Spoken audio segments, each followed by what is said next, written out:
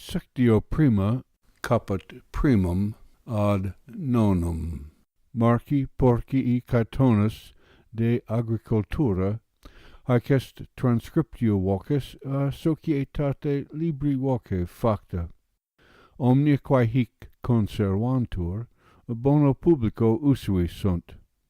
Velut plus scias, velut societatem adjuves, utinam revisas locum interretialem LibriVox.org.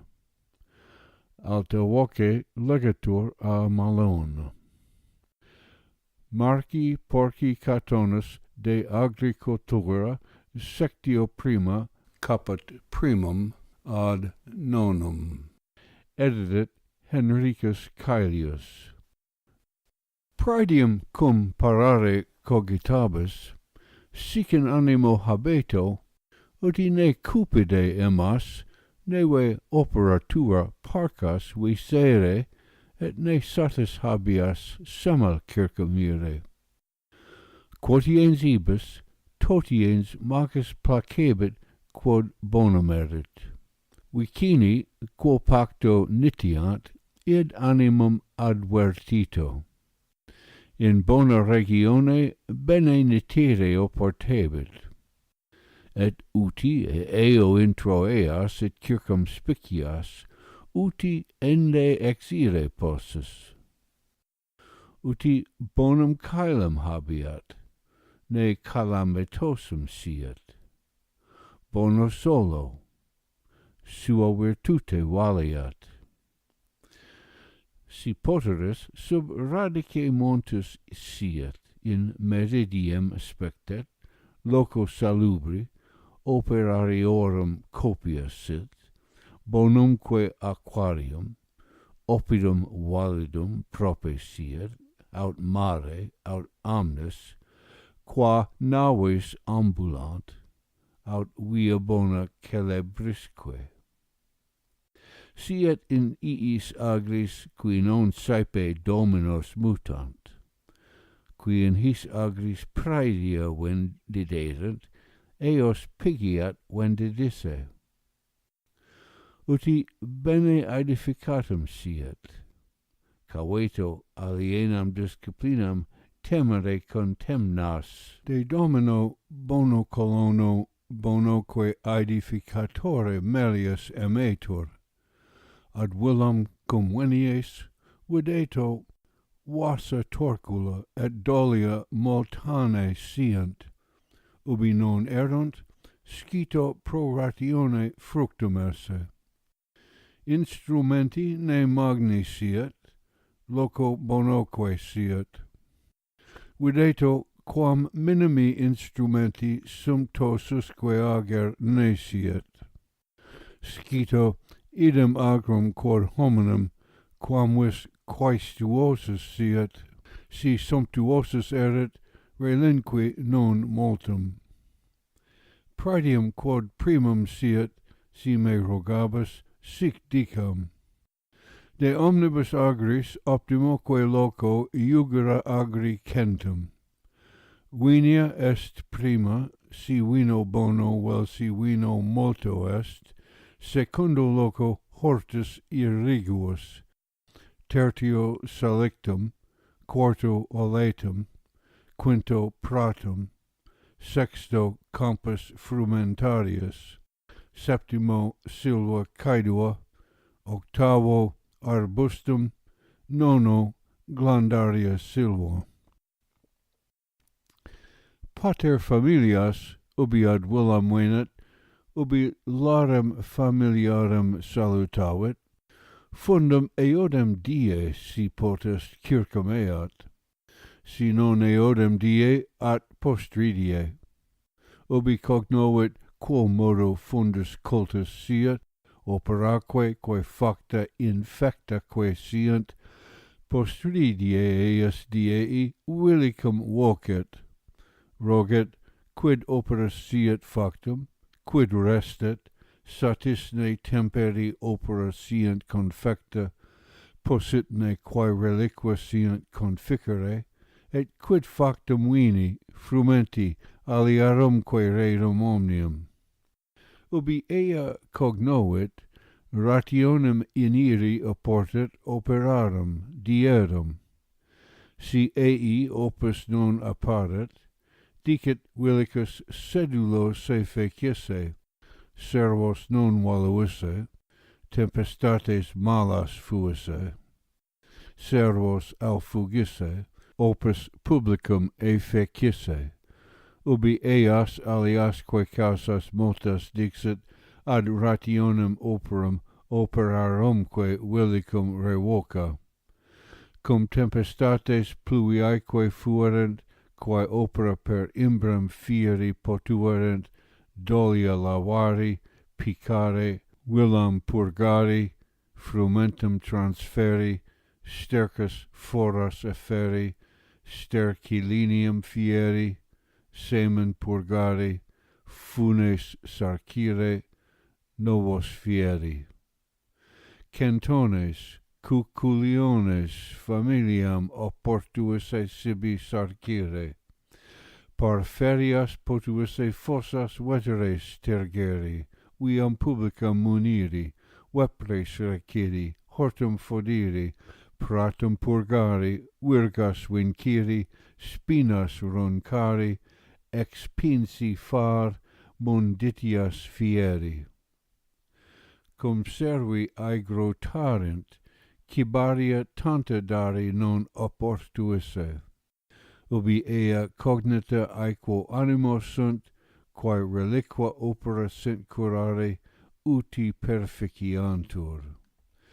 Rationes putare argentarium, frumentarium, pabuli causa quae parata sunt, rationem vinarium, olearium, quid venierit, quid exactum siet, quid reliquum siet, quid siet quod veniat, quae satis accipienda sint, satis accipiantur, reliqua quae sint uti compariant.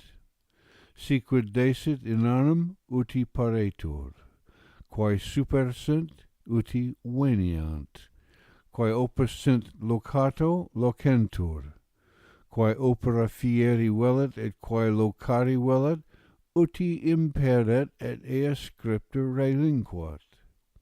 Peccus consideret, auctionem uti faciat, vendat oleum si pretium habeat, vinum, frumentum quod super sit vendat, boves vetulos, armenta delicula, oves deliculas, lanam, pelles, plostrum vetus, ferramenta vetera, servum senem, servum morbosum, et si quid aliot super sit vendat.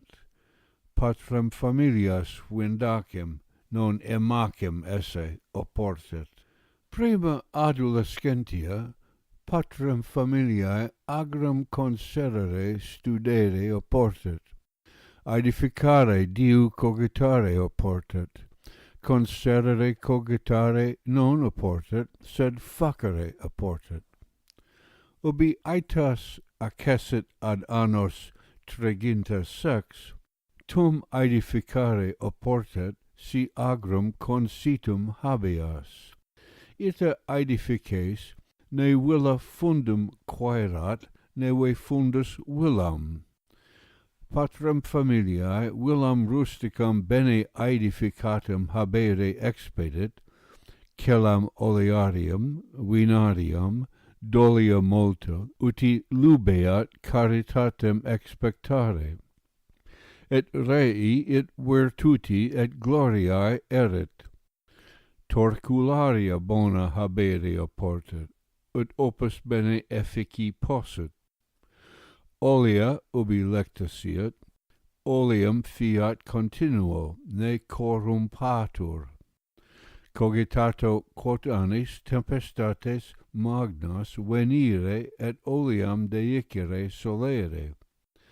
Si cito sustuleris et vasa parata erunt, damni nihil erit ex tempestate, et oleum viridius et melius fiat.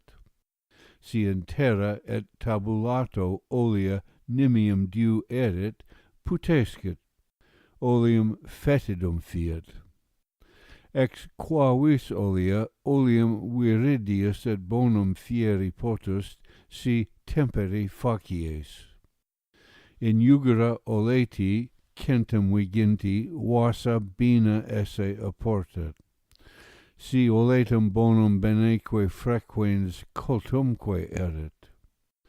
Trapetos bonus privos impares esse apportat, si orbes contriti siant, ut conmutare possis. Funes laureos privos, vectes senos, fibulas duodenas, medi pontos privos laureos. Trachilias graecanicas binis funibus Sparteis ducunt. Orbiculis superioribus octones, inferioribus senis citius duces. Si rotas voles facere, tardius ducentur, sed minore labore. Bubilia bona, bonas praesepis faliscas, clatratas, clatros inter esse oportat pede. Si ita feceris, pabulum boves non eiciat. Villam urbanum Procopia aedificato.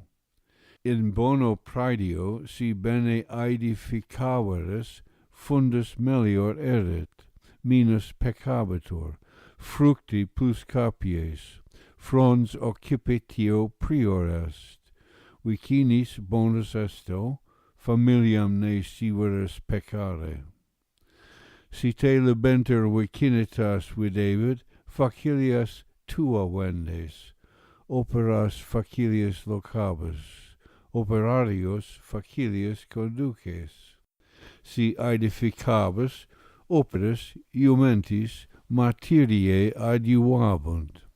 Si quid bona salute ustus venerit, benigne defendent. Haec erunt willicio officia.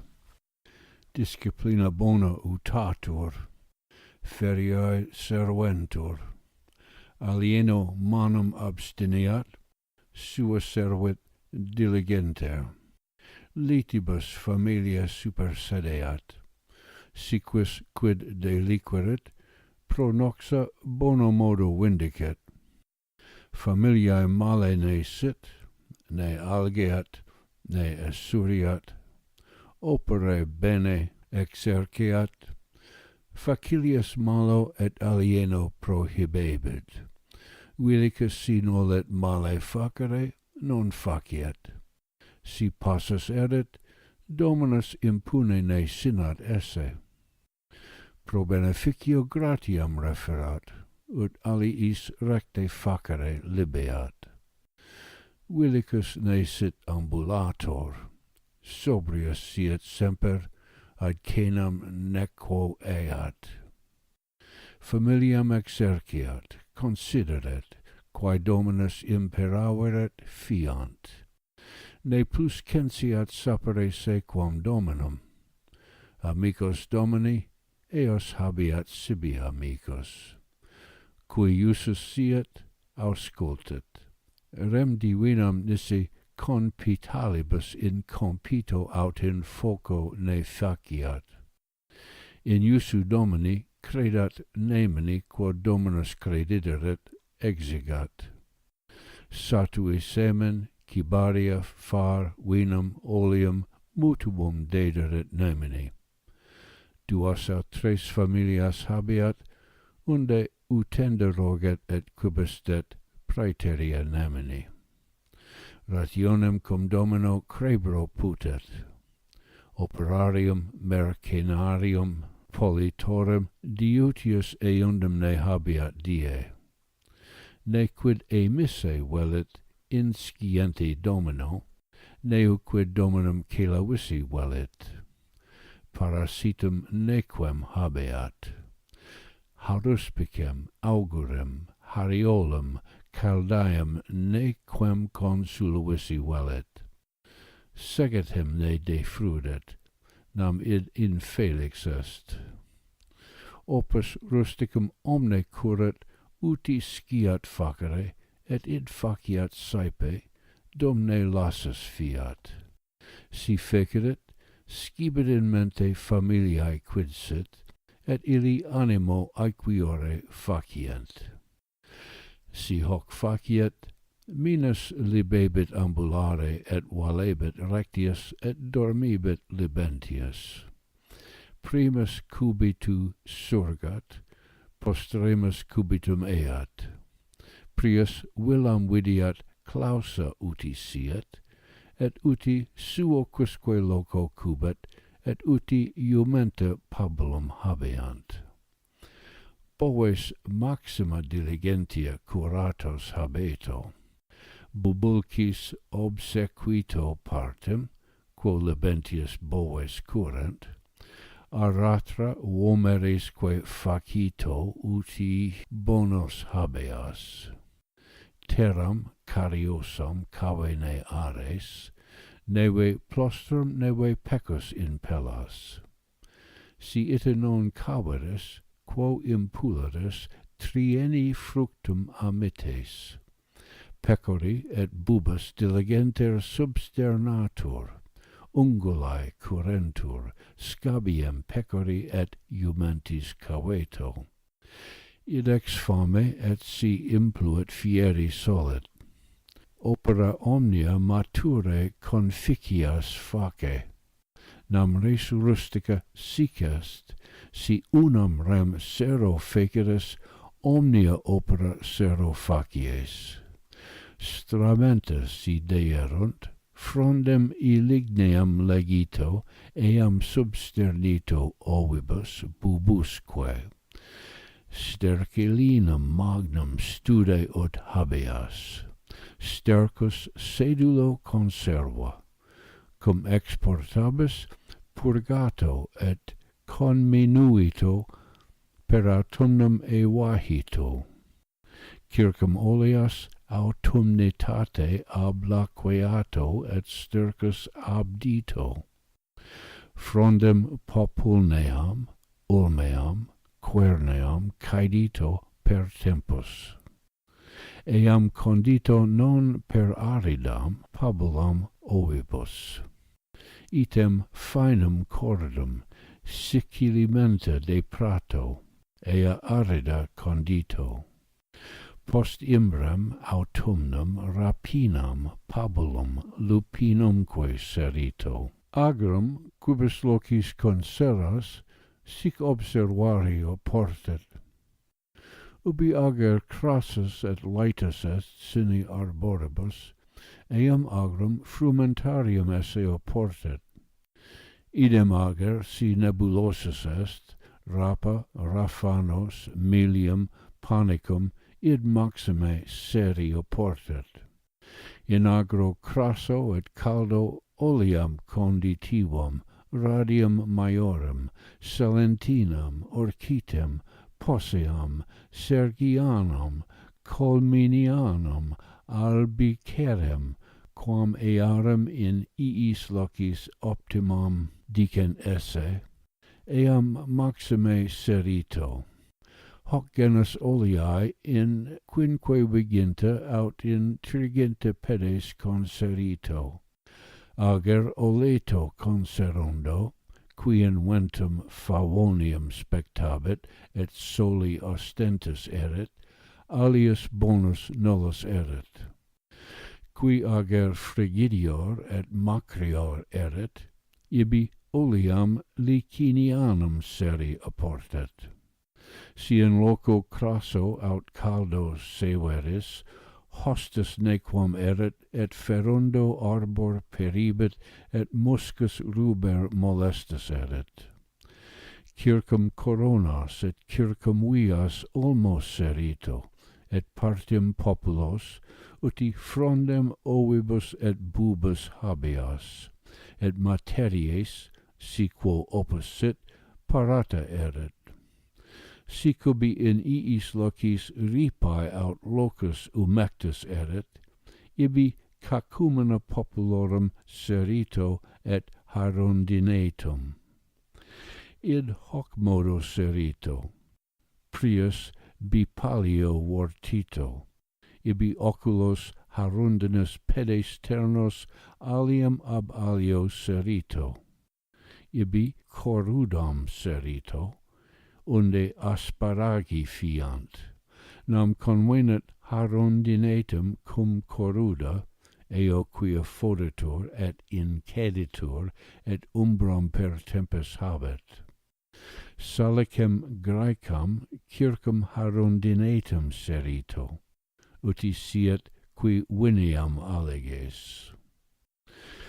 Viniam, quo in agro conseri oportet, sic observato, qui locus vino optimus dicetur esse, et ostentus soli, Armenium minusculum, et geminum eugeneum helvolum minusculum conserito, qui locus crassior erit aut nebulosior, ibi Armenium maius aut Morgentinum apicium Lucanum serito. Caeterae vites, miscellae maxime, in quemus agrum conveniunt. Fundum suburbanum arbustum maxime convenit habere, et ligna et virgae venire possunt, et domino erit qui utatur. In eodum fundo suum quidquid conseri oportet, vitem conpularia, Armenium minusculum vino et maius et apicium. Uvae in olla in vinceis conduntur, eadem in sapa, in musto, in lora recte conduntur. Quas suspendas duracinas Armenias maiores, vel ad fabrum ferrarium pro passis eae recte servantur. Poma, mala strutia, cotonia scantiniana, quiriniana, item alia conditiva, mala mustia et punica, eo lotium suillum aut stercus ad radicem adere apportet, uti pabulum malorum fiat, pira volaima, aniciana et cementiva, haec conditiva in sapa bona erunt, tarentina, mustia cucurbitiva, item alia genera quam plurima serito aut inserito. Oleas orchites possias, eae optime conduntur, vel virides in Muria, vel in lentisco contusae, vel orchites ubi nigrae erunt et sicae. Sale confriato dies quinque. Postea, salem excutito, in sole ponito biduum, vel sine sale in de frutum condito. Sorba in sapa condere vel sicare. Arida facias, item pira facias. Ficos mariscas in loco cretoso et aperto serito. Africanas et Herculanias, Sacontinas, hibernas, telanas atras, pediculo longo, eas in loco crassiore aut stercorato serito. Pratum si in rigivum habebus, si non erit siccum, ne finum desiet, sumitito.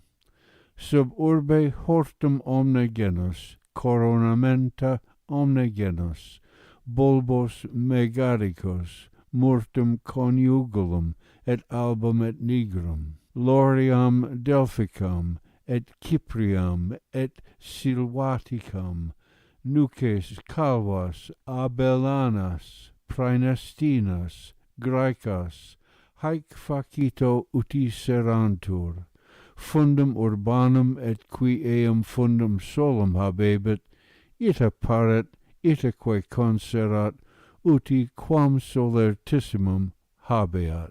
Salicta locis aquosis, umectis, umbrosis, propter amnes ibi seria portet, et id videto uti aut domino opus siet, aut ut vendere posset.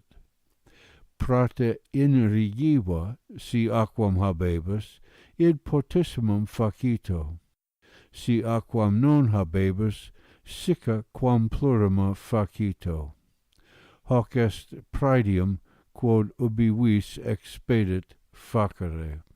Finis sectionis primae, alta voce legatur a Malone.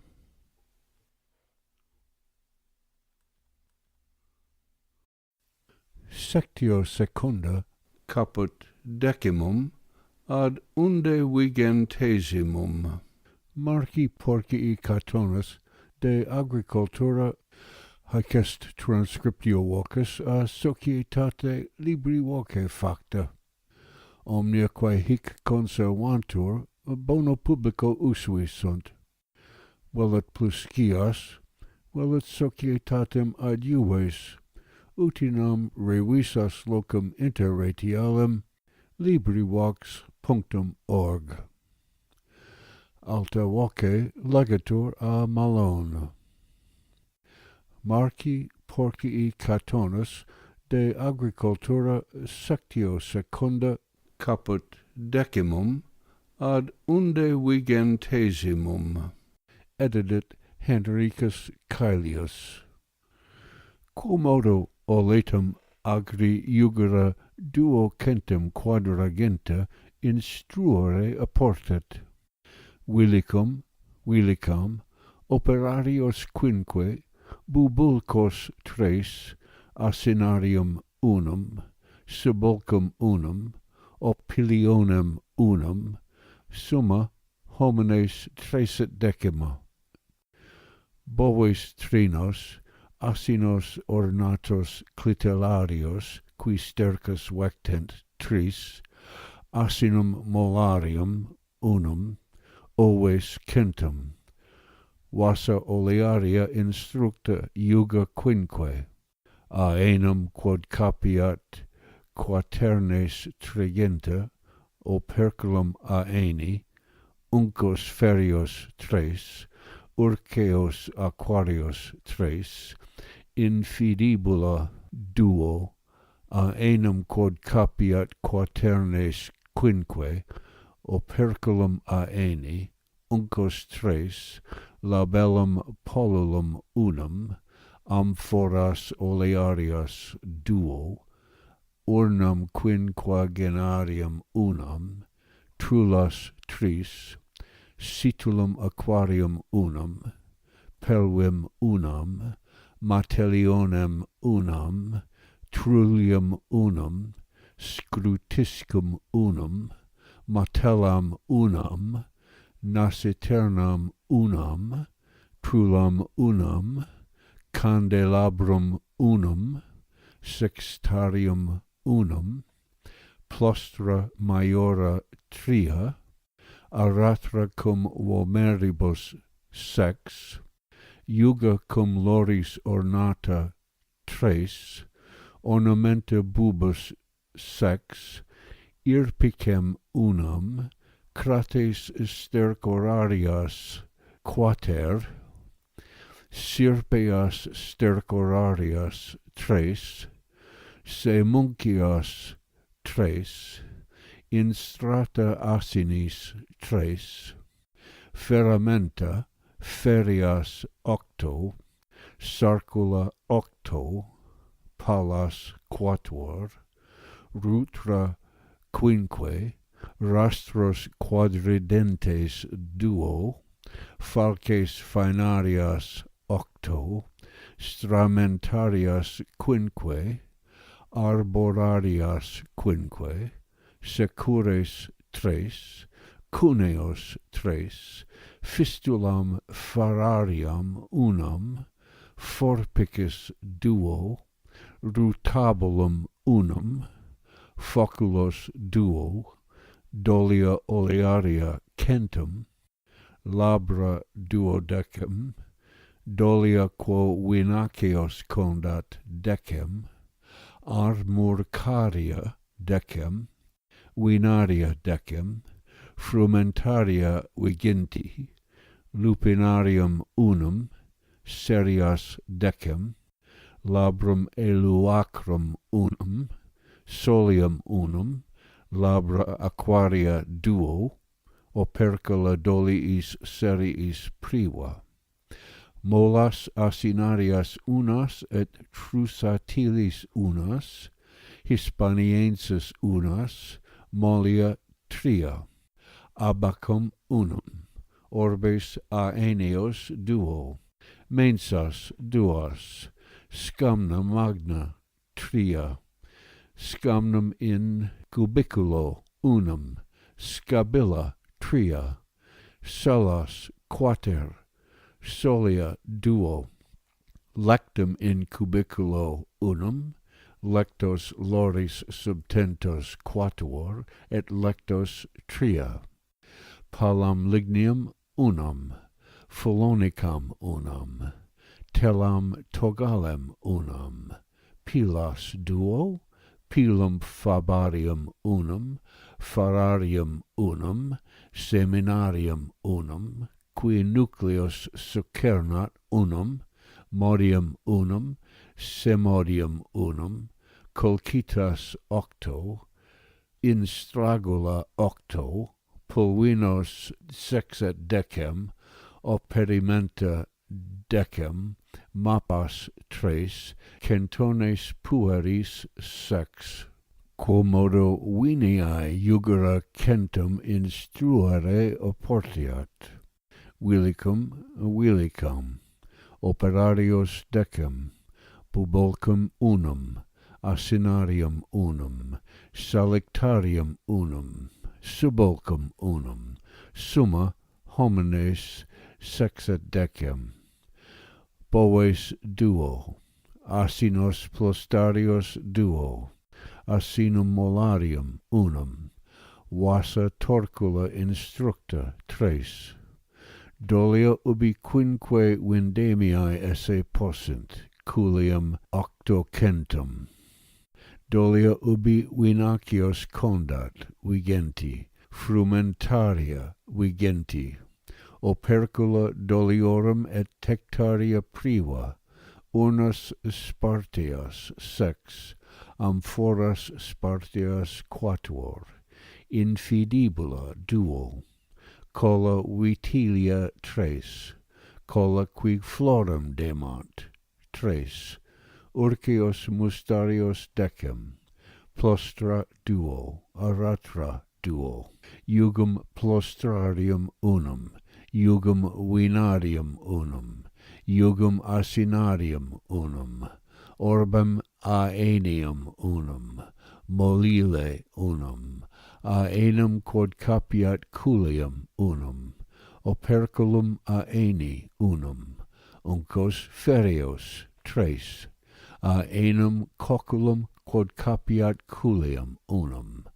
urceos aquarios duo, nasiternam unum, pelvim unum, martellionem unum, trillium unum, situlum aquarium unum, scutriscum unum, trulam unum, candelabrum unum, martellam unum, lectos quatuor, scamnum unum, mensas duo, abacum unum, arcam vestiarium unum, armarium promptarium unum, scamna longa sex, rotam aquarium unum, modium praeferatum unum, semodium unum, labrum eluacrum unum, soliam unum, labrum lupinarium unum, serias decem, ornamenta bulbus duo, ornamenta arsinis in strata tres, semuncias tres, sportas faecarias tres, molas asinarias tres, molas trusatilis unas, ferramenta falces sirpiculas quinque, falces silvaticas quinque, arborarias tres, securis quinque, cunios quatuor, Walmeres, ferias decem, palas sex, rutra quatuor, rastros quadridentes duo, cratres stercorarias quatuor, sirpiam stercoriariam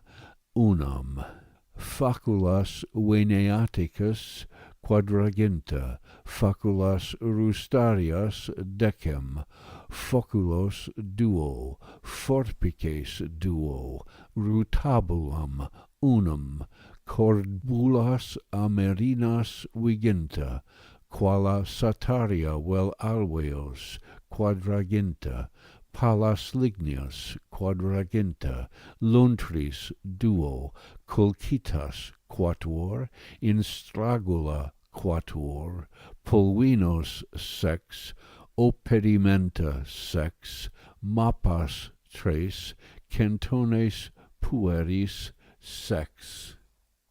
In torcularium quae opus sunt, vasis quinis prela temperata quinque, supervacania tres, succulas quinque, supervacaneam unam, funes lorios quinque, subductarios quinque, melipontos quinque, torcleas decem, capistra quinque, a circula ubi prela sita sient quinque, serias tres, vectes quadraginta, fibulas quadraginta, constibilis ligneas qui arbores comprimat, si dishiascent, et cuneos sex, trapetos quinque, cupas minusculas decem, alveos decem, palas ligneas decem,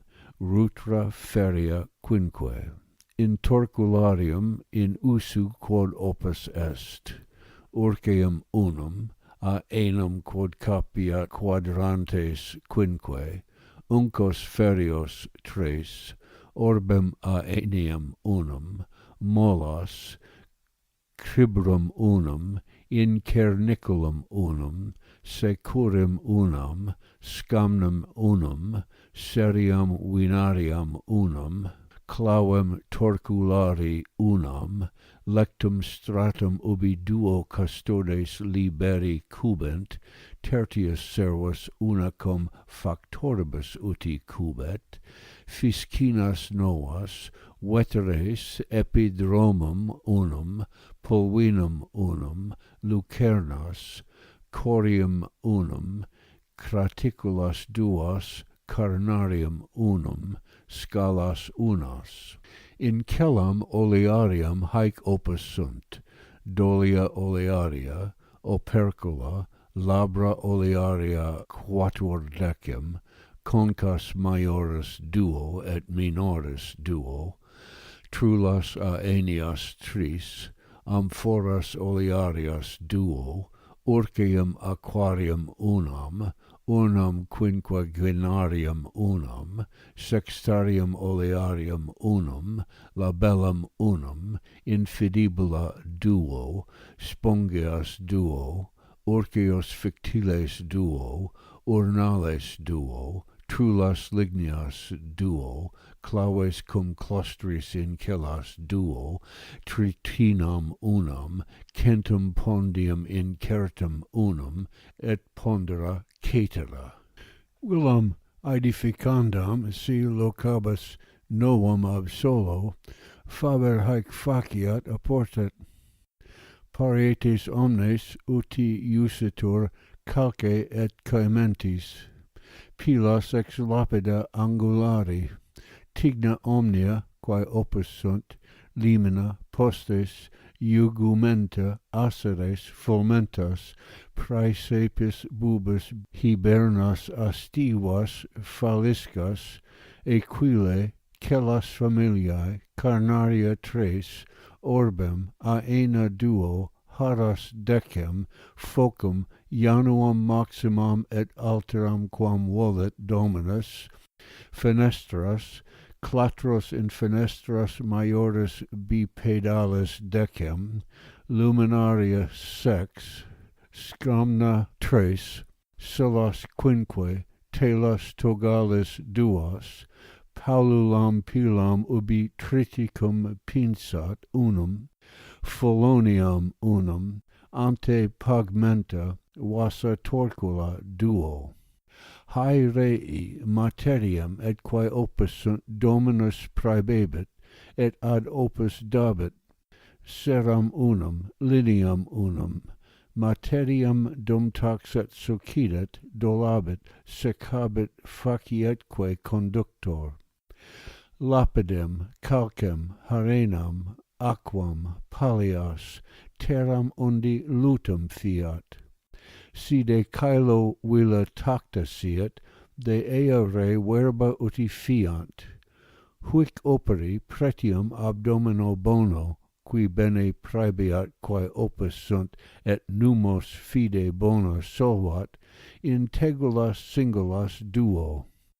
Id tectum sic numerabitur, tegula integra quae erit, quae non erit, unde quarta pars aberit, duae pro una, conliciares quae erant pro binis putabuntur, valus quod erunt, in singulas quaternae numerabuntur. Villa lapide calce, fundamenta supra terram pede, cateros parietes ex latere, jugumenta et ante pagmenta quae opus erunt in dito.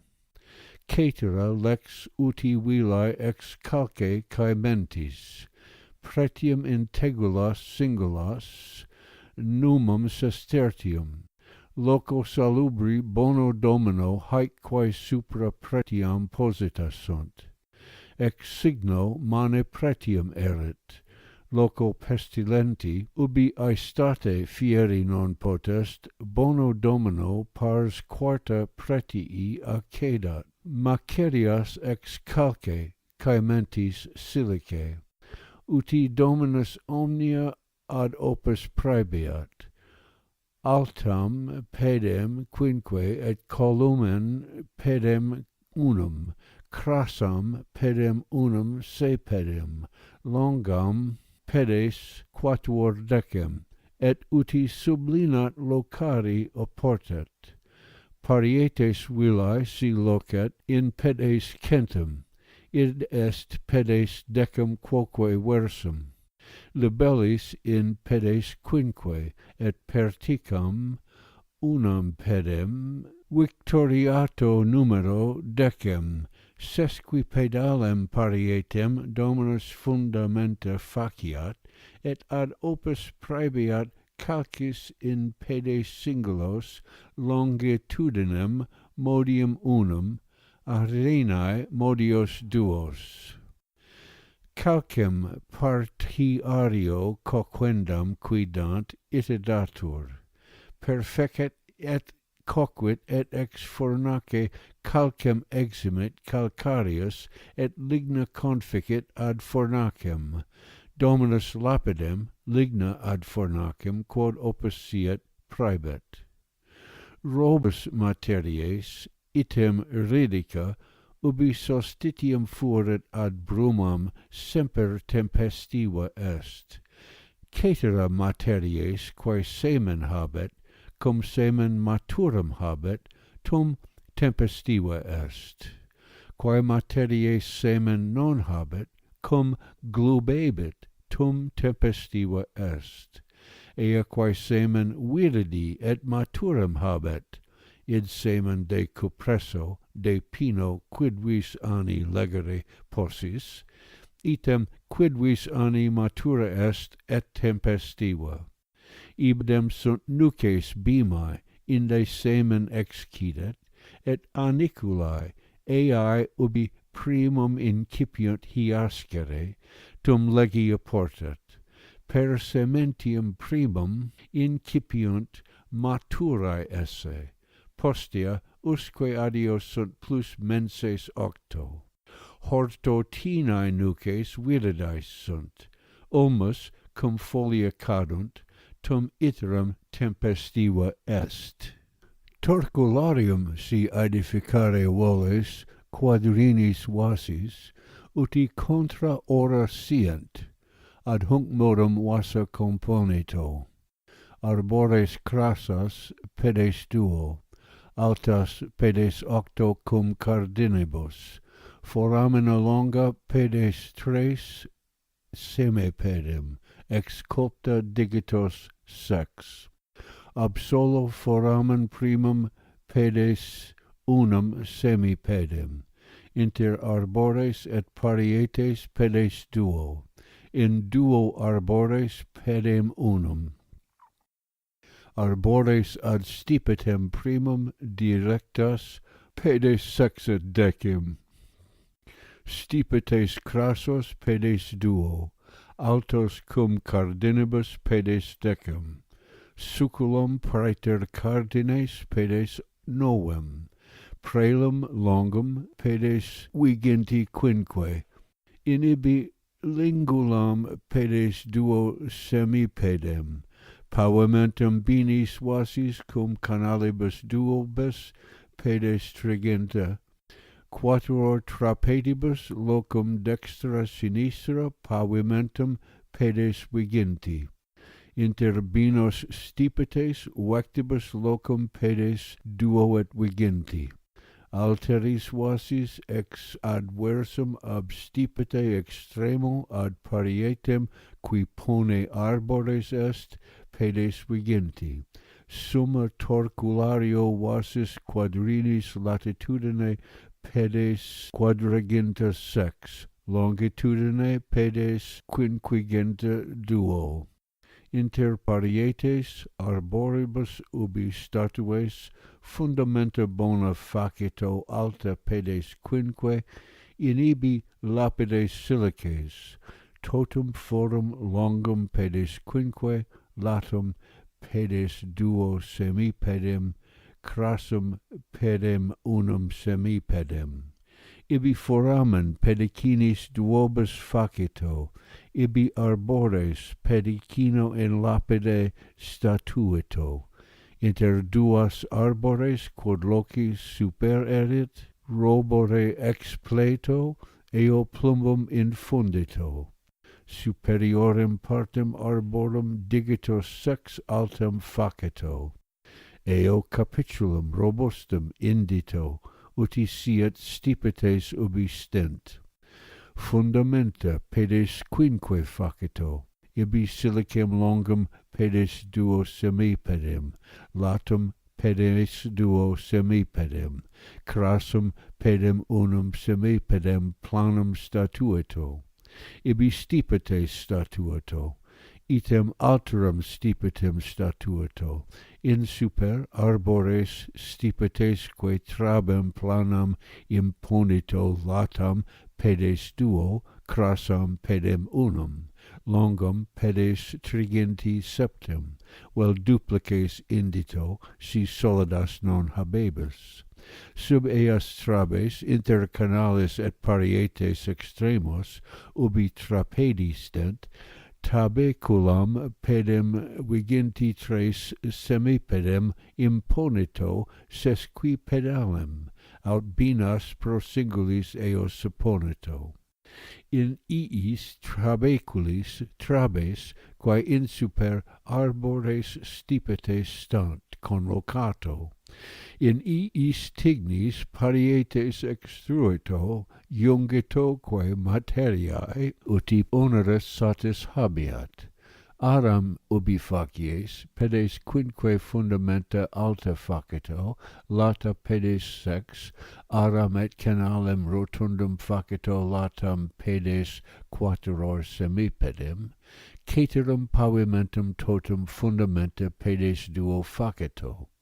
Fundamenta primum festucato, postea caementis minutis et calce arenato semipedem unum quodque corium struato. Pavimenta ad hunc modum facito.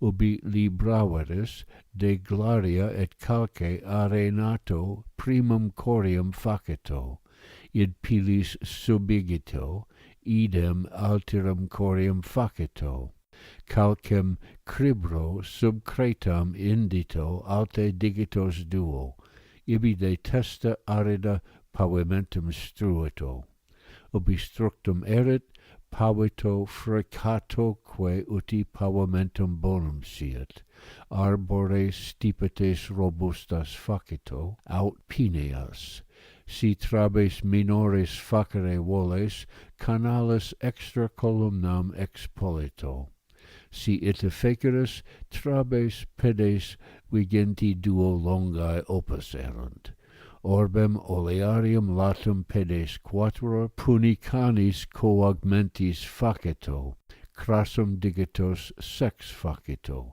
sub scudes iligneas ad indito, eas ubi confixeris clavis corneis occludito, in eum orbem tris catenas indito, eas catenas cum orbi clavis fereis corrigito, orbem ex homo aut ex corrilo facito, si utrumque habebus alternas indito. In vasa vinaria stipetes arboresque binis pedibus altiores facito, supra foramina arborum pedem quaeque uti absiat, unae fibulae locum facito, semi pedem quoque versum in succulam sena foramina indito, foramen quod primum facies semi pedem ab cardine facito, cetera dividito quam rectissime, porculum in media succula facito, inter arbores medium quod erit, id ad mediam conlibrato, ubi porculum figure oportebit, uti in medio prelum recte situm siet. Lingulam cum facies de medio prelo conlibrato, ut inter arbores bene conveniat, digitum pollicem laxamente facito. Vectes longissimos, pedes decem octo, secundos pedes sexdecem, tertios pedes quindecem, remisarios pedes duodecem, alteros pedes decem, tertios pedes octo. Finus sectionis secundae, alta voce legatur a Malone.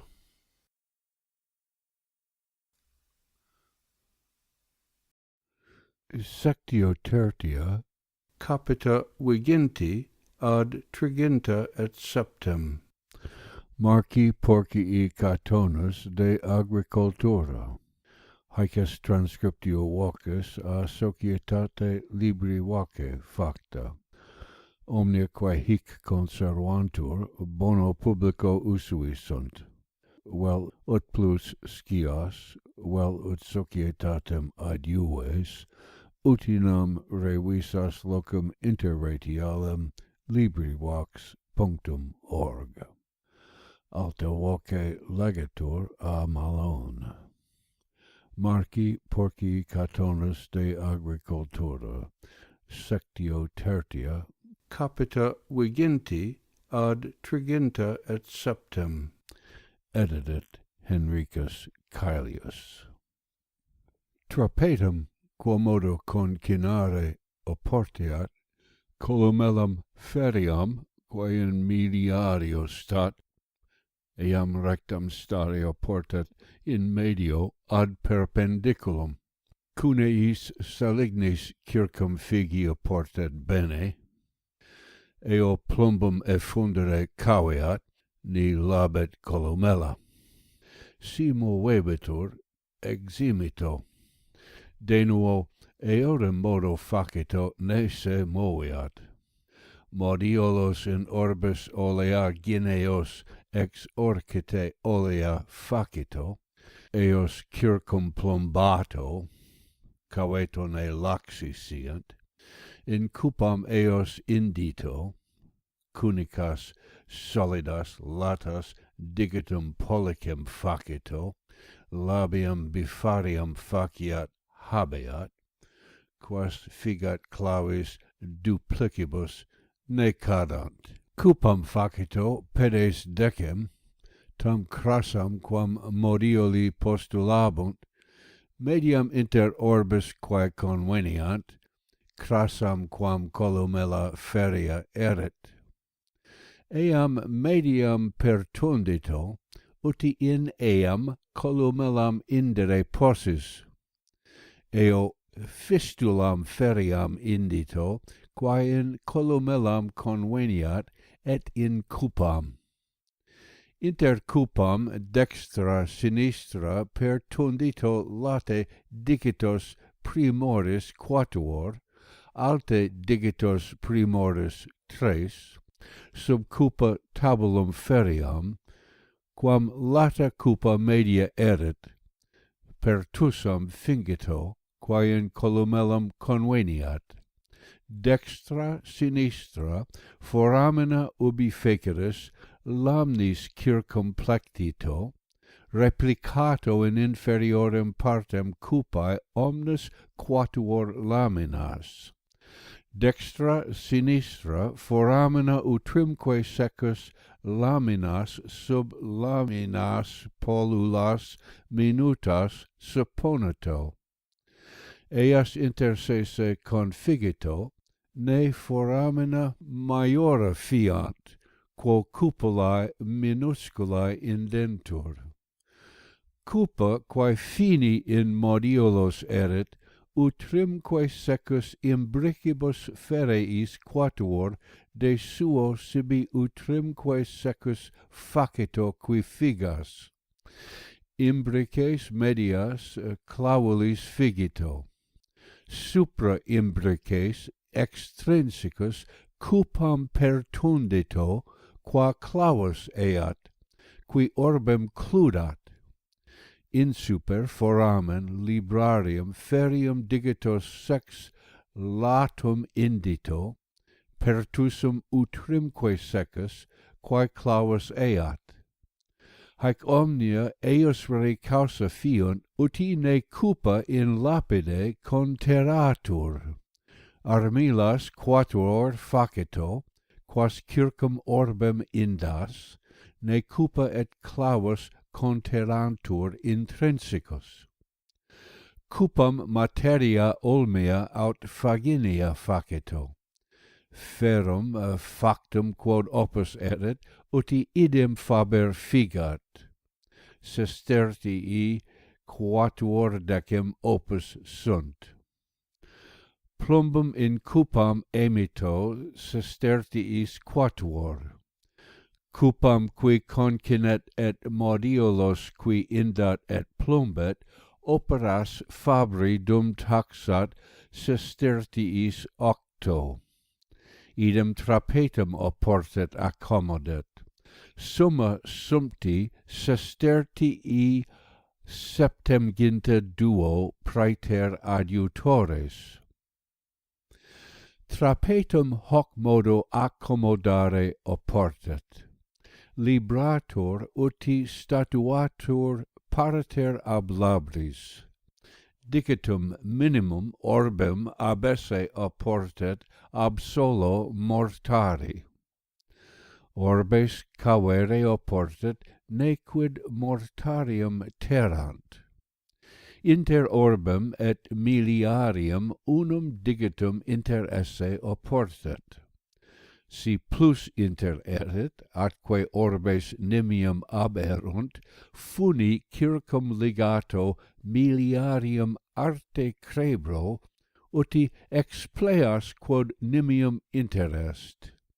Si orbes altiores erunt, atque nimium mortarium deorsum terret, orbiculos ligneos pertussos in milarium in columella supponito, eo altitudinem temperato.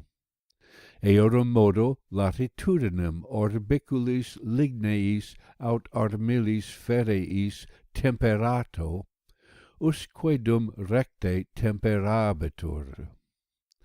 Trapetus emptus est in Suessano sestertiis quatuor centum, et olei pondo quinquaginta.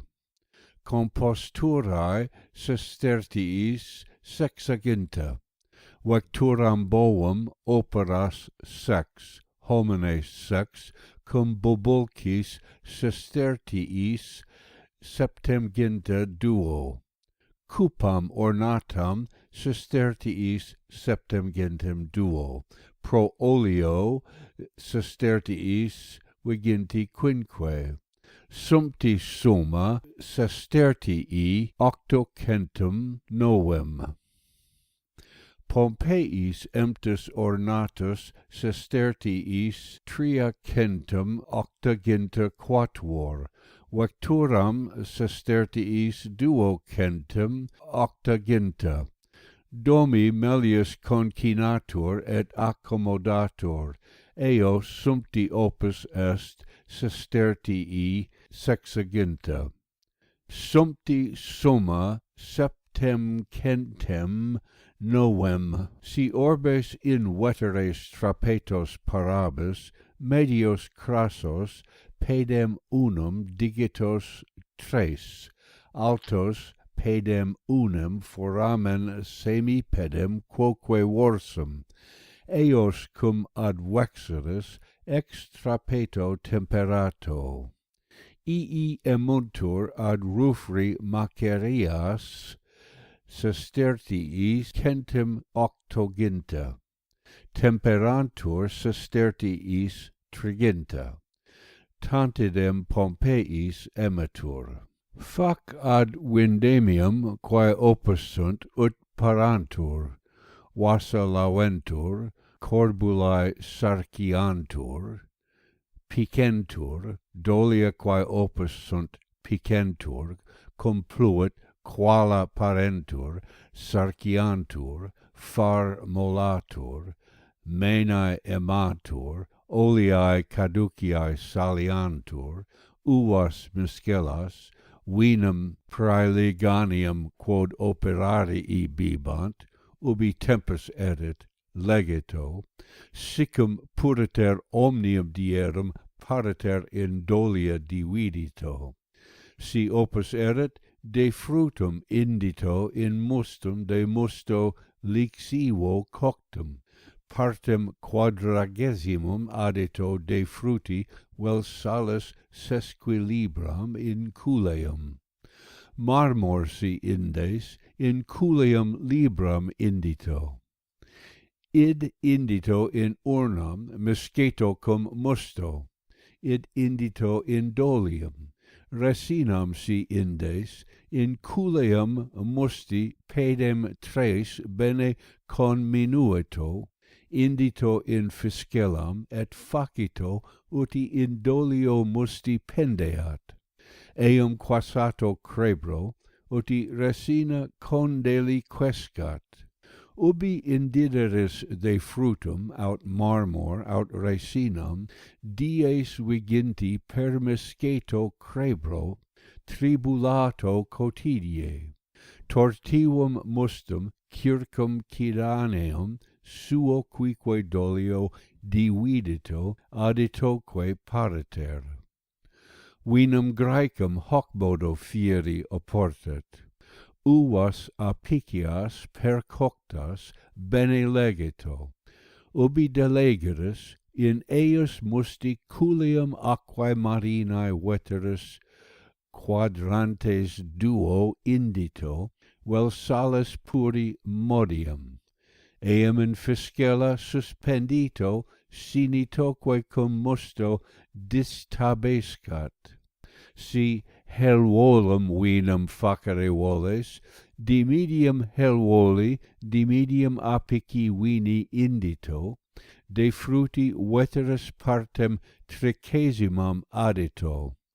Quidquid vini de frutabis, partem tricesimam de fruti adito. Cum vinum coctum erit, et cum legetur, facito uti servetur familiae primum suisque, facitoque studias bene percoctum secumque legere, ne vinum nomen perdat.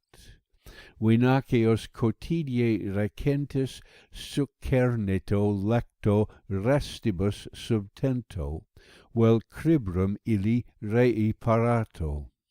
Eos conculcato in dolia piccata, vel in lacum vinarium piccatum. Id bene iubeto oblini, quod des bubus perhiemem.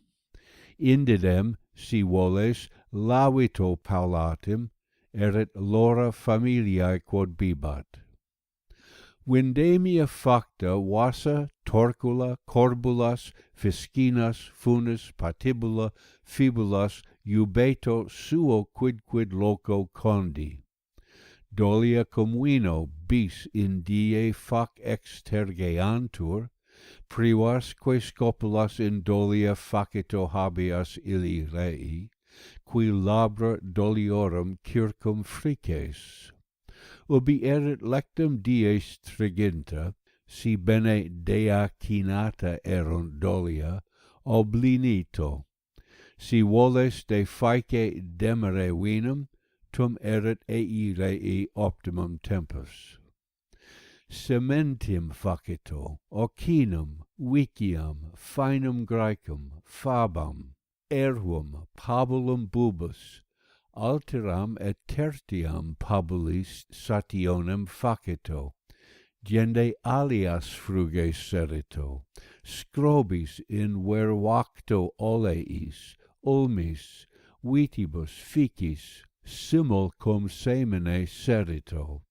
Si erit locus siccus, tum oleas per sementim serito, et quae ante satae erunt, teneras tum supputato et arbores ablaqueato. Oleas, olmos, ficus, poma, vites, pinos, cupressos cum seres, bene cum radicibus eximito cum terra sua, quam plurima circum ligatoque, ut ferre possis. In alveo aut in corbula ferri iubeto. Caveto cum ventus siet aut imber, effodias aut ferras. Namid maxime cavendum est. In scrobe cum pones, summam terram subdito. Postea operito terra radicibus fini, diende calcato pedibus bene, diende festucis vectibusque calcato quam optime poteris. Id erit ei rei primum. Arbores crassiores digitis quinque quae erunt, eas praecisas serito oblinitoque fimo sumas et foliis alligato, stercus dividito sic.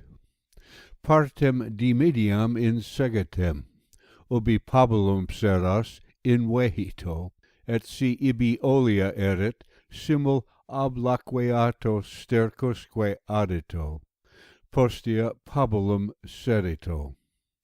Partem quartum circum oleas ablaqueatus cum maxime opus erit, adito, terraque stercus operito.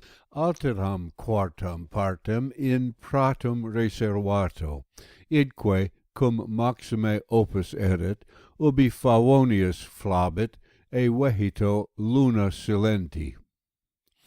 Bubus frondem olmeam, populneam, querneam, ficulneam, usque dum habebus dato. Ovibus frondem viridem, usque dum habebus praebeto. Ubi sementim facturus eris, ibi oves delectato, et frondem usque ad pabula matura. Pabulum aridum quod condideris in hiemem quam maxime conservato, cogitatoque hiemis quam longa siet. Ad oleam cogendam, quae opus erunt, parentur. Vimia matura, salix per tempus legatur, uti sit unde corbulae fiant et veteres sarciantur, Fibulae unde fiant, aridae ilignei, olmeae, nuceae, ficulneae, fac in stercus aut in aquam coniciantur. Inde, ubi opus erit, fibulas facito. Vectes iligneos, acrufolios, laureos, olmeos facito, uti sient parati. Prelum ex carpino atra potissimum facito. Olmeam pineam, nuciam, hanc atque aliam materiam omnem cum effodies, luna decrescente ex imito post meridiem, sine vento ostro. Tum erit tempestiva cum semen suum maturum erit, cavetoque per rorem trahas aut doles. Quae materies semen non habebit, cum glubebit tempestiva erit. Vento austro caveto nequam materiam neve vinum tractes nisi necessario.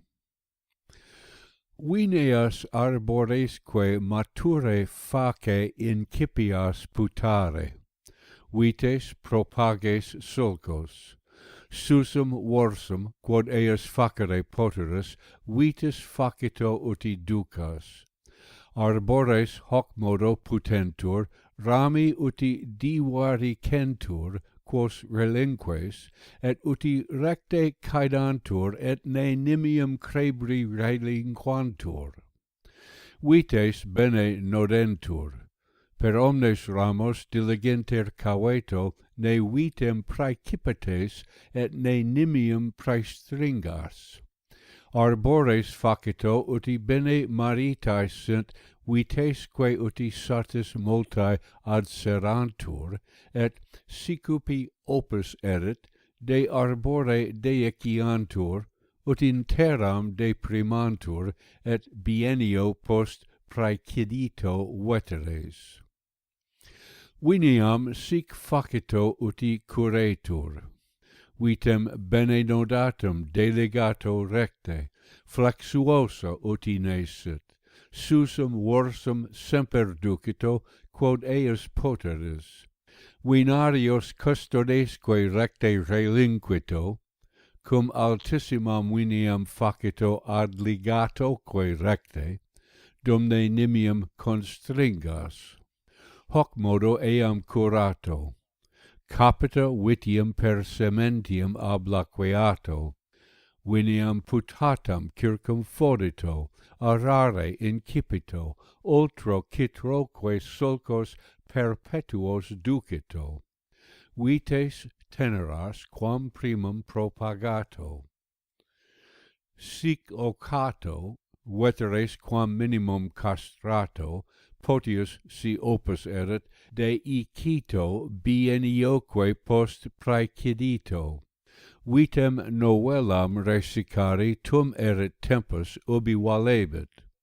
Si vinia a vitae calva erit, sulcos interponito, ibique viveradicem serito, umbram ab sulcis removeto, crebroque fodito.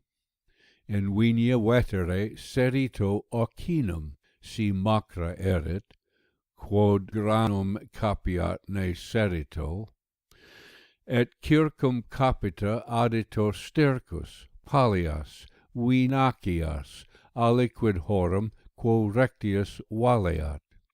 Ubi vinia frondere coiperunt, pampinato, vinias novellas alligato crebro, ne caules praefringantur, et quaiam in perticam ibit, eius pampinos teneros alligato levater corrigitoque, ut recte spectent. Ubi uva varia fieri coiperit, vite subligato, pampinato, uvasque expellito, circum capita sarito. Salictum suo tempore caedito, glubito, arteque alligato, librum conservato, cum opus erit in vinia, ex eo in aquam coicito, allegato. Vemina unde corbulae fiant conservato. Redio ad cementim. Ubi quisque locus frigidissimus aquosissimusque erat, ibi primum serito. In calidissimis locis cementim postremum fieri oportat. Terram cave cariosam tractes, ager rubricosus et terra pulla materina rudecta arenosa, item quae aquosa non erit, ibi lupinum bonum fiat. In Creta et Uligine et rubrica et qui ager aquosus erit, semen ardorium potissimum serito. Quae loca sicca et non herbosa erunt, aperta ab umbra, ibi triticum serito. Fabam in locis validis non calamitosis serito, viciam et finum Graecum quam minime herbosis locis serito. Saliginem triticum in loco aperto celso, ubi sol quam diutissime siet, seria portat. Lentim in rudecto et rubricoso loco, qui herbosus non siet, serito. Hordeum, qui locus novus erit aut qui restibilus fieri poteret, serito.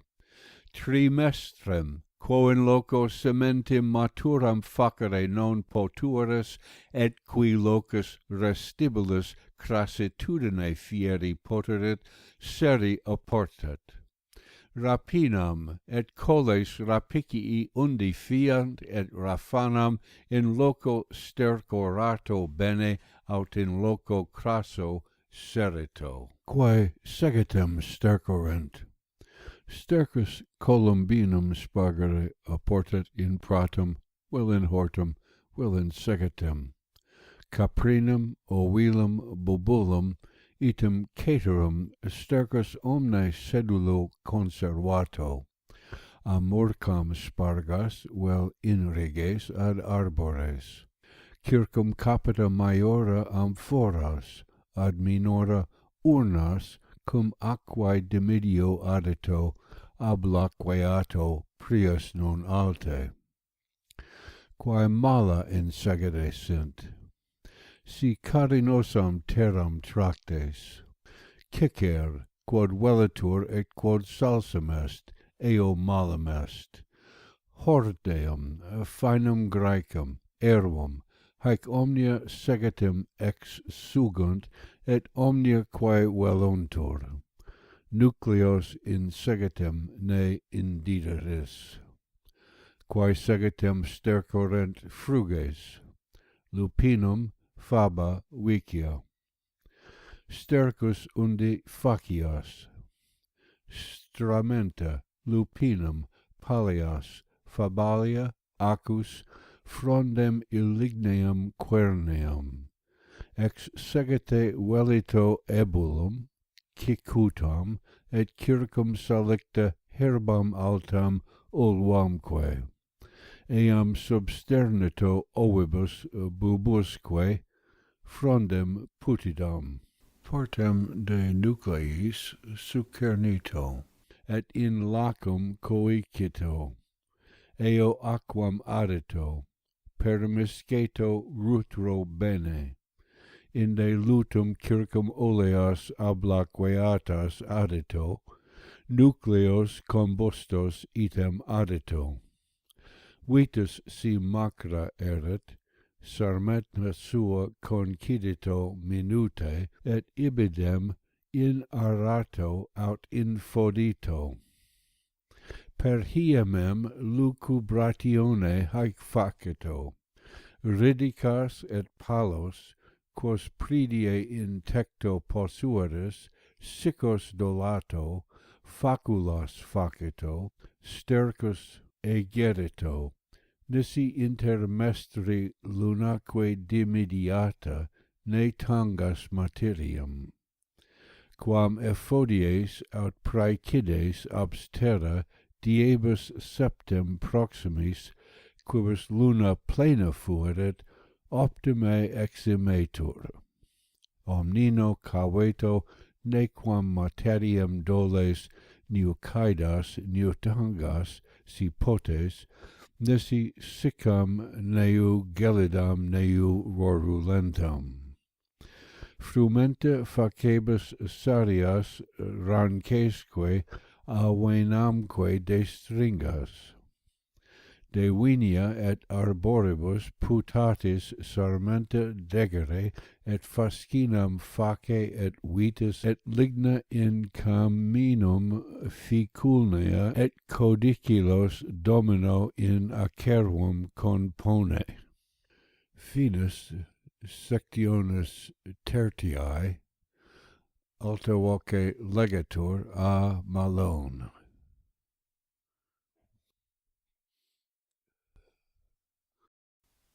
Sectio quarta, capita octo et traginta ad quinquaginta quatuor.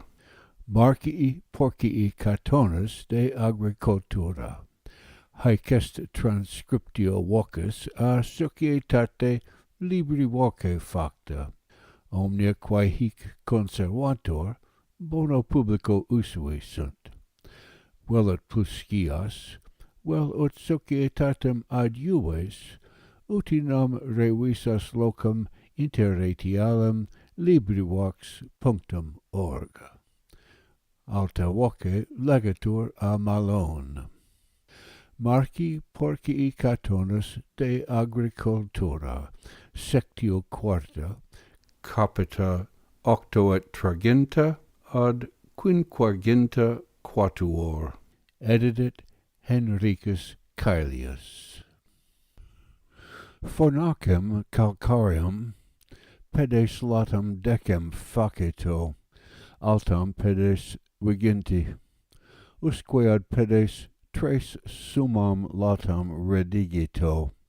Si unu praefurnio coques lacunam intus magnum facito, uti satis siet ubi cinerem concipiat, ne foras sit educendus, fornacemque bene struito, facito fortax totam fornacem infimam complectatur. Si duobus praefurniis coques, lacuna nihil opus erit. Cum cinere eruto opus erit, altero praefurnio eruito, in altero ignis erit. Ignem caveto ne intermittas quin semper siet, neve noctu, neve olo tempore intermittatur caveto. Lapidem bonum in fornacem quam candidissimum, quam minime varium indito. Cum fornacem facies, fauces praecipites deorsum facito. Ubi satis foederis, tum fornaci locum facito, uti quam altissima et quam minime ventosa siet.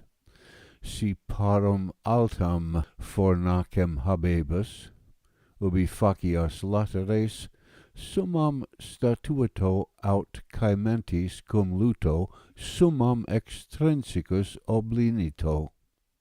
Cum ignem subderis, si qua flamma exhibit nisi per orbem summam, luto oblinito. Ventus ad praefurnium caveto ne accedat, in ibi austrum caveto maxime. Hoc signi erit, cum calx cocta erit, summos lapides coctos esse oportebit. Item infami lapides cocti cadent, et flamma minus fumosa exhibit. Si ligna et virgas non poteres vendere, neque lapidem habebus, unde calcem coquas, de lignis carbones coquito, virgas et sarmenta, quae tibi usioni supererunt, in segete conburito. Ubi eias conbuseris, ibi papaver serito. Ubi tempestates malae erunt, cum opus fieri non poterit, stercus in stercilinum egerito, bubile ovile cohortem vilam bene purgato, dolia plumbo vincito vel materiae quernea viristica alligato. Si bene sarceris aut bene alligavadis et in rimas medicamentum indidatis beneque picavadis, quodvis dolium vinarium facere poteris. Medicamentum in dolium hoc modo faceto. Cerae pondo unum resinae pondo unum sulpuris partes tres tertias. Haec omnia in calicem novum indito, eo addito gypsum contritum, uti crassitudo fiat quasi implastrum, eo dolia sarcito. Ubi sarceris, qui colorem eundum facias, cretae crudae partes duos, calcis tertiam commisceto. Inde laterculos facito, coquito in fornace, eum conterito idque inducito. Per imbrem in villa quaerito quid fieri possit, neque ceter monditias facito. Cogitato si nihil fiat, nihilo minus sumptum futurum. Per ver haec fieri oportet, sulcos et scrobes fieri, seminariis vitiariis locum verti, vites propagari, in locis crassis et humectis ulmos, ficos, poma, oleas seri oportet. Ficos, oleas, mala, pira, vites in seri oportet, luna silenti post meridiem sine vento austro. Oleas, ficos, pira, mala, hoc modo inserito. Quem ramum insiturus eris, praecidito, inclinato aliquantum ut aqua defluat. Cum praecides, caveto ne librum convelas. Sumito tibi circulum durum, cum praeacuito, salicem graecam discindito.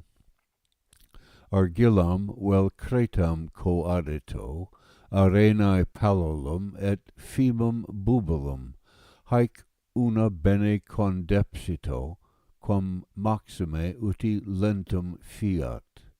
Capito tibi scissam salicem, ea stirpem praecisum circum ligato ne liber frangatur. Ubi id fecetus surculum praeacutum inter librum et stirpem artito primoris digitos duo. Postea capito tibi circulum quod genus inserere voles, eam primorum praeacuto obliquum primoris digitos duo. Circulum aridum, quem artiveris eximito, eo artitos circulum, quem inserere voles. Librum ad librum vorsum facito, artito usque adio, quo praeacueris. Idem alterum circulum, tertium, quartum facito, quod genera voles tot indito. Salicem Graecam amplius circum ligato, luto depsto stirpem oblinito digitos crassum tres. Insuper lingua bubula obtegito, si pluat, ne aqua in librum permanet. Eam linguam insuper librum alligato ne cadat. Postea stramentes circumdato alligatoque ne gelos noceat. Vitus in sitio una est per ver, altera est cum uva floret, ea optima est. Purorum ac malorum in sitio per ver et per solstitium dies quingenta et per vindemiam. oleae et ficorum in sitio esperver. Vitam sic inserito, praecidito quam insereres, eam mediam defindito per medullam. Eo circulos praeacutos artito, quos insereres medullam cum medulla componito. Altera in sitio est. Si vitus vitam continget, utriusque vitam teneram praeacuito, obliquo intersese medullam cum medulla libro conligato. Tertia in sitio est. Terebra vitam quam insereres pertundito, eo duos circulos vitigineos, quod genus esse voles, insectos obliquos artito ad medullam, facito iis medullam cum medulla coniungas, artitoque ea qua terebraveris alteram ex altera parte. Eos circulos facito sint longi pedes binos, eos interam dimitito replicatoque ad vitis caput, medias vitis vinclis interam defigito terraque operito, haec omnia luto depsto oblinito, alligatoque integitoque ad eundem modum tamquam oleas. Ficus et oleas altera modo, quod genus aut ficum aut oleam esse voles, inde librum scalpro eximito, alterum librum cum gemma de eo fico quod genus esse voles eximito, ad ponito in eam locum unde exi caveris in alterum genus facitoque uti conveniat. Librum longum facito digitos tres semidigitum, latum digitos tres, ad eundem modum oblinito integito uti caetera. Sulcos, si locus aquosus erit, alveatos esse oportet, latos summos pedes tres, altos pedes quatuor, infimum latum pedem unum et palmum. Eos lapide consternito, si lapis non erit, perticis saligneis viridibus controversus conlatis consternito. Si pertica non erit, sarmentis conligatis. Postea scrobes facito altos pedes tres semipedem, latos pedes quatuor, et facito de scrobe aqua in sulcum defluat. Ita oleas serito. Vitibus sulcos et propagines ne minus pedes duo semipedem quoque versus facito. Si voles vinia cito crescat et olea quam severus semel in mense sulcos et circum capita olea guinea quot mensibus, usque donec trimae erunt, fodere oportet. Eodem modo caeteras arbores procurato. Olivetum diebus quindecem ante aequinoctium vernum incipito putare. Ex eo dies quadraginta quinte recte putabus. Id hoc modo putato. Qua locus recte ferax erit, quae arida erunt, et siquid ventus interfregeret, ea omnia eximito. Qua locus ferax non erit, id plus concidito aratoque.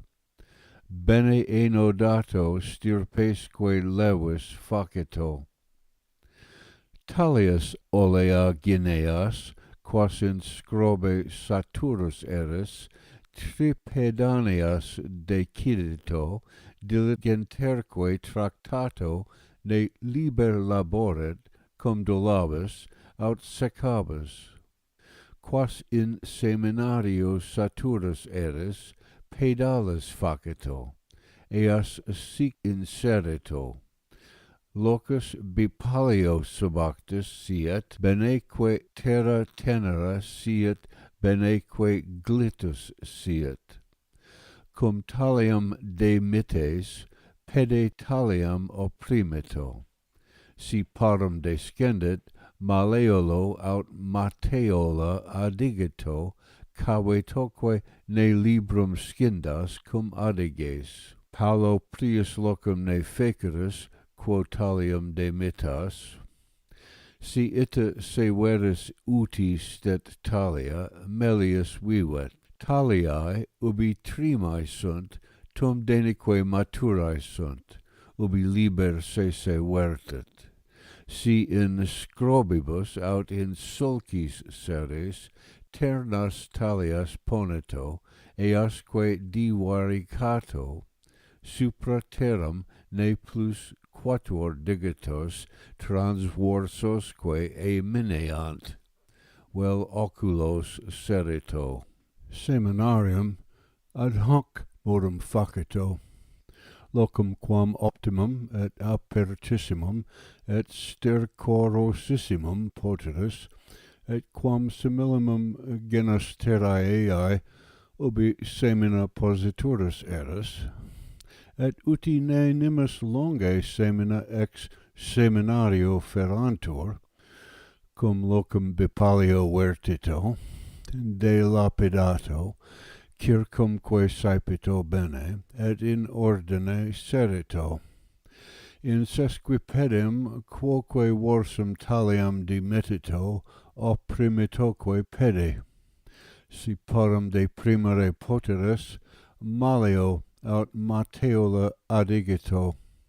Digitum super terram facito semina emineat fimoque bubulo summum taliam oblinito, signumque apud taliam ad ponito crebroque sarito, si voles cito semina crescant, ad eundem modum alia semina serito. Harundinem sic serito, ternos pedes oculos disponito. Vitiarium eodem modo facito seritoque, ubi vitus bima erit resicato, ubi trima erit eximito. Si pecus pascetur, ubi vitem serere voles, ter prius resicato quam ad arborem ponas. Ubi quinque nodos veteres habebit, tum ad arboreum ponito. Quotanis porinam serito, quotanis habebus quod eximas.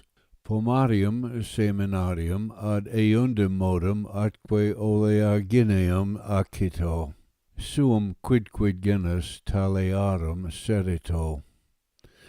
Semen cupressi ubi seres bipalio vertito, vere primo serito. Semen cupressi ubi seres bipalio vertito, vere primo serito.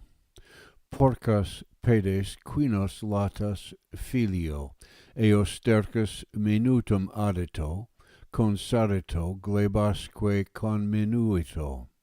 Porcam planam facito, Paulum concavam, tum semen serito crebrum tamquam linum, eo terram cribro incernito altam digitum transversum.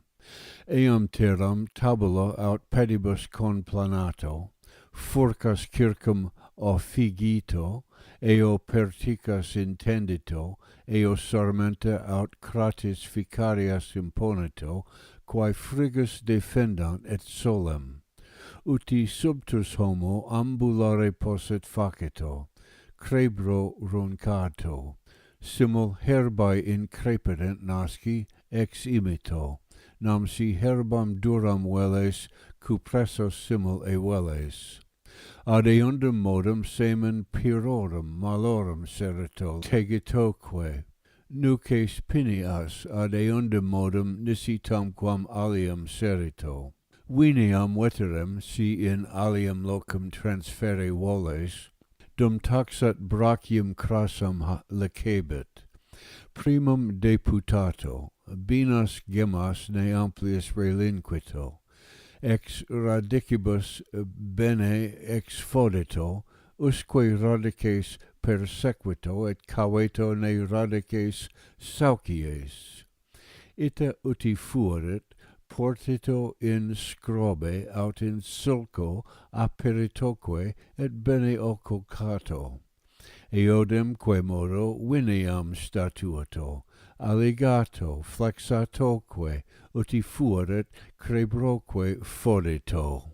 Prata primo vere stercorato luna silenti, quae in rigiva non erunt, ubi Favonius flare coeperit, cum prata defendes, de purgato herbasque malas omnes radicitus effodito. Ubi viniam deputaveras, acervum lignorum virgarumque facito, ficos interputato, et in vinia ficos subradito alte, ne eas vitus scandat. Seminaria facito et vetera resarcito. Haec facito, antiquam viniam fodere incipias. Ubi daps profanata comestaque erit, verno arare incipito. Ea loca primum arato, quae siccissima erunt, et quae crassissima et aquosissima erunt. Ea postremum arato, dum ne prius obdurescant. Propagatio pomorum aliorum arborum. Ab arbore abstera pulli qui nascentur, eos in terram deprimito extolitoque primorem partem, ubi radicem capiant, inde biennio post effodito seritoque. Ficum, oleum, malam, punicam, cotonium, aliaque mala omnia, laurum, mortum, nuces, praevestinas, platanum, haec omnia a capite propagare eximique serique eodem modo oportet. Quae diligentius propagare voles, in aulas aut in qualos pertussos propagare oportet, et cum iis in scrobem deferre oportet. In arboribus, uti radices capiant, calicem pertundito, per fundum aut qualem ramum, cum radicem capere voles, traicito. Eum qualem aut calicem terra impleto, calcatoque bene, in arbore relinquito. Ubi ita fuerit, ramum sub qualo praecidito, qualum incidito ex ima parte, perpetuum, sive calix erit, conquassato. Cum eo qualo aut calice in scrobe ponito, eodem modo vitem facito, eodem anno post praecidito seritoque cum qualo. Hoc modo quod genus vis propagabis. Finum, ubi tempus erit, seccato cavetoque ne sero seces, priusquam semen maturum siet, seccato, et quod optimum finum erit, seorsum condito. Per ver cum arabunt antiquam occinum des, quod edant boves. Bubus pabulum hoc modo parari darique oportet. Ubi sementim putaveris, glandem parare legique oportet, et in aquam conici. Inde semimodios singulis bubus in dies dari oportet, et si non laborabunt, pascantur satius erit, aut modium vinaceorum, quos in dolium condidetis. Interdiu pascito noctu fini pondera viginti quinque uni bovi dato. Si finum non erit, frondem iligneam et hederaceam dato. Palias triticias et hordeaceas acus fabaginum, de vicia vel de lupino, item de cateris frugibus omnia condito. Cum stramenta condes, quae herbosissima erunt, in tecto condito et sale spargito, gende ea profano dato. Ubi verno dare coiperis, modium glandus aut vinaceorum dato, aut modium lupini, macerati et fini pondera quindecim. Ubi occinum tempestivum erit, dato primum. Manibus carpito, id renascetur, quod falcula securis non renascetur. Usque occinum dato, donec arescat. Ita temperato, postea viciam dato, postea panicum dato, secundum panicum frondem ulmeam dato. Si populneum habebus ad misceto, ut almeae satis sit. Ubi ulmeam non habebus, querneam et ficulneam dato. Nihil est quod magis expediat, quam boves bene curare. Boves nisi per hiemem, cum non arabunt, pasci non apportat. Nam viridi cum edunt, semper id expectant. Et fiscellas haberi apportat, ne herbam sectentur cum arabunt. Finis sectionis quartae, alta voce legatur a Malone.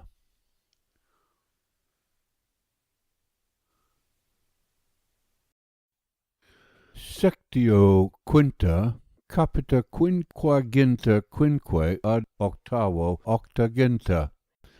Marci Porcii Catonis de Agricultura. Haec est transcriptio vocis a societate libri voce facta. Omnia quae hic conservantur, bono publico usui sunt. Velut pluscias, velut societatem adjuves, utinam revisas locum interretialem, LibriVox.org. Alta voce legatur a Malone. Marci Porcii Catonis de Agricultura, sectio quinta, capita quinquaginta quinque ad octavo octaginta. Edidit Henricus Caelius. Ligna Domino in tabulato condito, codiculos oleagineos, radices in acervo sub dio metas facito. Familiae Cibaria, qui opus facient per hiemem tritici modios quatuor, per aestatem modios quatuor semimodio, vilicae, epistatae, opilioni modios tres, compeditis per hiemem panis pondo quatuor, ubi veniam fodere coiperent panis pondo quinque, usque adio dum ficus esse coiperent, gende ad pondero quatuor reddito. Vinum familiae. Ubi vindemia facta erit, loram bibant menses tres. Mense quarto hiemas in dies, id est in mense congios duo semid congium. Mense quinto, sexto, septimo, octavo in dies sextarios, id est in mense congios quinque. Nono, decimo, undecimo, duodecimo in dies hieminas ternas, id est in mense amphoram. Hoc amplius Saturnalibus et compitalibus in singulos homines congios. Summa vini in homines singulos inter annum quaternes octavo compeditis, uti quidquid operas facient proportione addito. Eos non est nimium in annos singulos vine quaternes decem ebibere. Pulmentarium familiae. oleae caducae quam plurimum condito. Postea oleas tempestivas, unde minimum olei fieri poterit, eas condito, parcito, uti quam diutissime durent, ubi oleae commessae erunt, halecem et acetum dato. Oleum dato in menses uniquique semipodem unum. Salus uniquique in anno modium satis est. Vestimenta familiae. Tunicam pondo tres et semipondo. Saga alternis annis, quotiens quique tunicam aut sagum dabis, prius veterem accipito, unde centones fiant. Sculponias bonas alternis annis dare apportet. Bubus cibaria annua in juga singula lupini modios centum viginti aut glandis modios duo centum quinquagenta. Fini pondo septem centum unum, ocini fabae mille viginti, viciae mille triginta, praeteria granatui videto uti satis viciae seras. Pabulum cum seres multas sationes facito. Quid est agram bene colore? Bene arare. Quid secundum? Arare. Quid tertium? Stercorare. Qui oletum saepissime et altissime miscebit, is tenuissimos radices exarabit. Si male arabit, radices susum abibunt, crassiores fiant, et in radices vires oleae abibunt. Agrum frumentarium cum ares, bene et tempestivo ares, sulco vario ne ares. Cetera cultura est multum serere et diligenter eximere semina, et per tempus radices quam plurimas cum terra fere.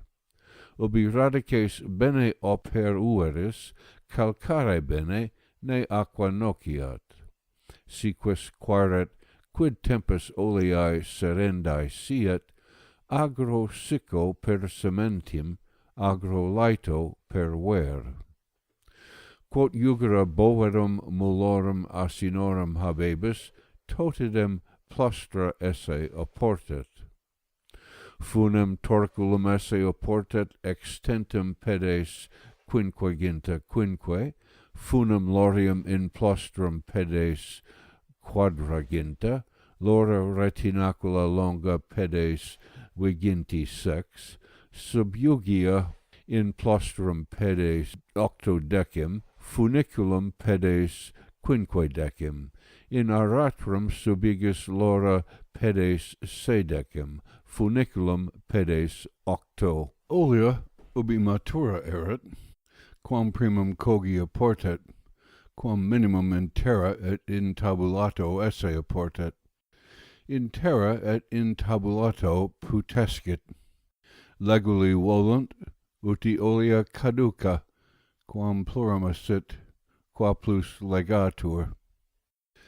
Factores uti in tabulato diusit, ut fracida sit, quo facilis efficiant. Nolito credere oleum in tabulato posse crescere, quam citissime conficies, tam maxime expediet, et totidem modiis collecta plus olei efficiet et melius. Olea quae diu fuerit in terra aut in tabulato, inde olei minus fiat et deterius. Oleum, si poteris, bis in die depleto. Nam oleum quam diutissime in amurca et in fracibus erit, tam deterrimum erit. Oleum viride sic facito. Oleum quam primum ex terra tolito. Si inquinata erit lavito, a foliis et stercore purgato. Postridie aut post diem tertium, cum lecta erit facito. Olea ubi nigra erit stringito, quam acerbissima olea oleum facies, tam oleum optimum erit. Domino de matura olea oleum fieri maxime expediet. Si glicidia erunt, cum oleum coges, triduum atque quadriduum post oleum facito. Eam oleam, si voles, sale spargito, quam calidissimum torcularium et cellam habeto. Custodis et capulatoris officia. Servet diligenter cellam et torcularium, caveat quam minimum in torcularium et in cellam introeatur, quam mundissime purissimeque fiat, vaso aenio neque nucleis ad oleum ne utatur, nam si utatur oleum male sapiet. Cortinam plumbeam in lacum ponito, quo oleum fluat, ubi factores vectibus prement, continuo capulator conca oleum quam diligentissime poterit tolat ne cesset. Amorcam caveat ne tolat, oleam in labrum primum indito, inde in alterum dolium indito. De iis labris fraces amorcamque semper subtrahito, cum oleum sustuleris de cortina amorcam de orito. Item custodis officia, qui in torculario erunt vasa pura habeant currentque uti olea bene perficiatur beneque secatur. Ligna in torculario ne caedant, oleum frequenter capiant, factoribus det in factus olei sextarios et in lucernam quod opus siet. Fraces quotidie reiciat, amorcam conmutet, usque adio donec in lacum qui in cella est postremum pervenerit. Fiscinas spongia effingat, quotidie oleo locum commutet, donec in dolium pervenerit. In torculario et in cella caveat diligenter nequid olei subripiatur. Ubi vindemia et oleitas facta erit, prela ex tolito. Funes, torculos, melipontos, subductarios, in carnario aut in prelo suspendito. Orbes, fibulas, vectes, succulas, fiscinas, corbulas, quala, scalas, patibula, omnia quis usus erit in suo quidque loco reponeto. Dolia olearia nova sic imbuito, amorca in pleto dies septem, facito ut amorcam quotidie suppleas.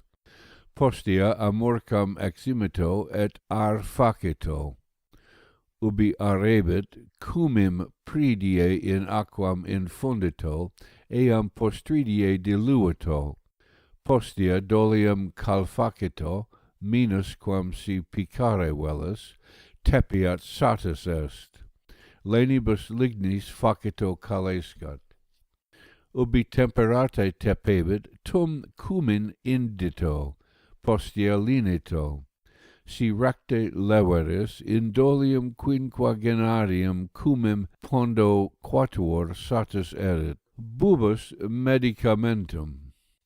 Si morbum metues sanus dato salis micas tres, folia laurea tres, porti fibros tres, ulpici spicas tres, alii spicas tres, turris grana tria, herbae sabinae plantas tres, rutae folia tria, vitus albae caules tria, fabulos albos tria, carbones vivos tria, vini semiponda tria. Haec omnia sublimiter legi terri darique oportet, iunus siet qui dabit, per triduum de ea potione uniquique bovi dato. Ita dividito cum ter uniquique dederus omnem absumos, bosque ipsus et qui dabit facito ut uterque sublimiter stent, vaso ligneo dato. Bos si agrotare coiperit, dato continuo ei unum ovum gallinaceum crudum, integrum facito devoret, postridie caput ulpici conterito cum hemina vini facito quae ebibat.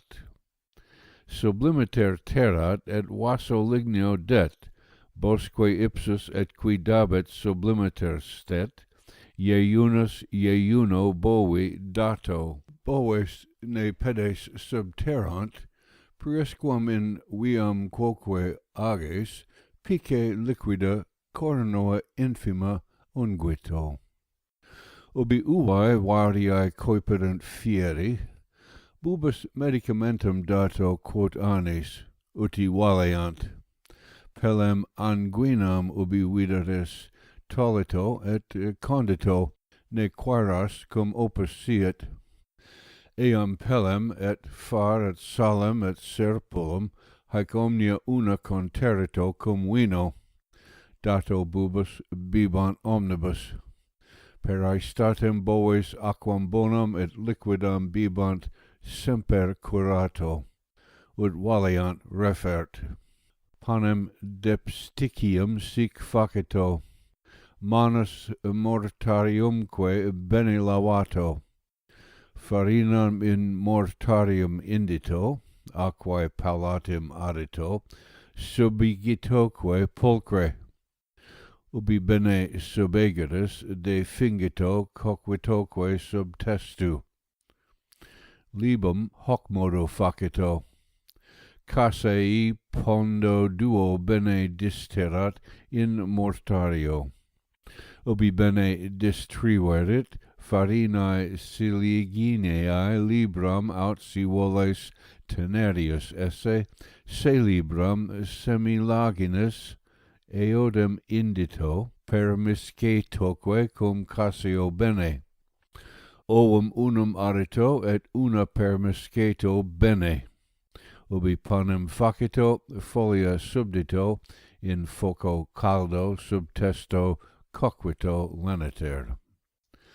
Placentam sic facito, farinae siligineae libras duo, unde solum facias in tracta farinae libras quatuor et alicae primae libras duo, alicam in aquam infundito, ubi bene mollus erit in mortarium purum indito, sicatoque bene, deinde manibus depsito, ubi bene subactum erit, farinae libras quatuor palatim adito, id utrumque tracta facito, in qualo ubi arescant componito, ubi arebunt componito puriter, cum facies in singula tracta ubi depsuaris pano oleo uncto tangito et circum tergito unguitoque ubi tracta erunt. Focum ubi coquas cal facito bene et testum, postea farinae libras duo conspargito condepsitoque, inde facito solum tenue, casei ovili pondera tredecim ne accidium et bene recens in aquam indito, ibi macerato, aquam termutato. Inde eximito sicatoque bene palatim manibus, sicum bene in mortarium imponito, ubi omnes casium bene sicavaris in mortarium purum manibus condepsito, comminitoque quam maxime. Deinde cribrum farinarium purum sumito, caesumque per cribrum facito transiat in mortarium. Postea indito melis boni pondera quatuor semipondum, id una bene commisceto cum Cassio. Postea in tabula pura, quae patiat pondo unum, ibi baltium ponito, folia laurea unctus seponito, placentam fingito. Tracta singula in totum solum primum ponito, diende de mortario tracta linito, tracta adito singulatim, item linito usque adio donec omne Cassium cum mele abusus eris.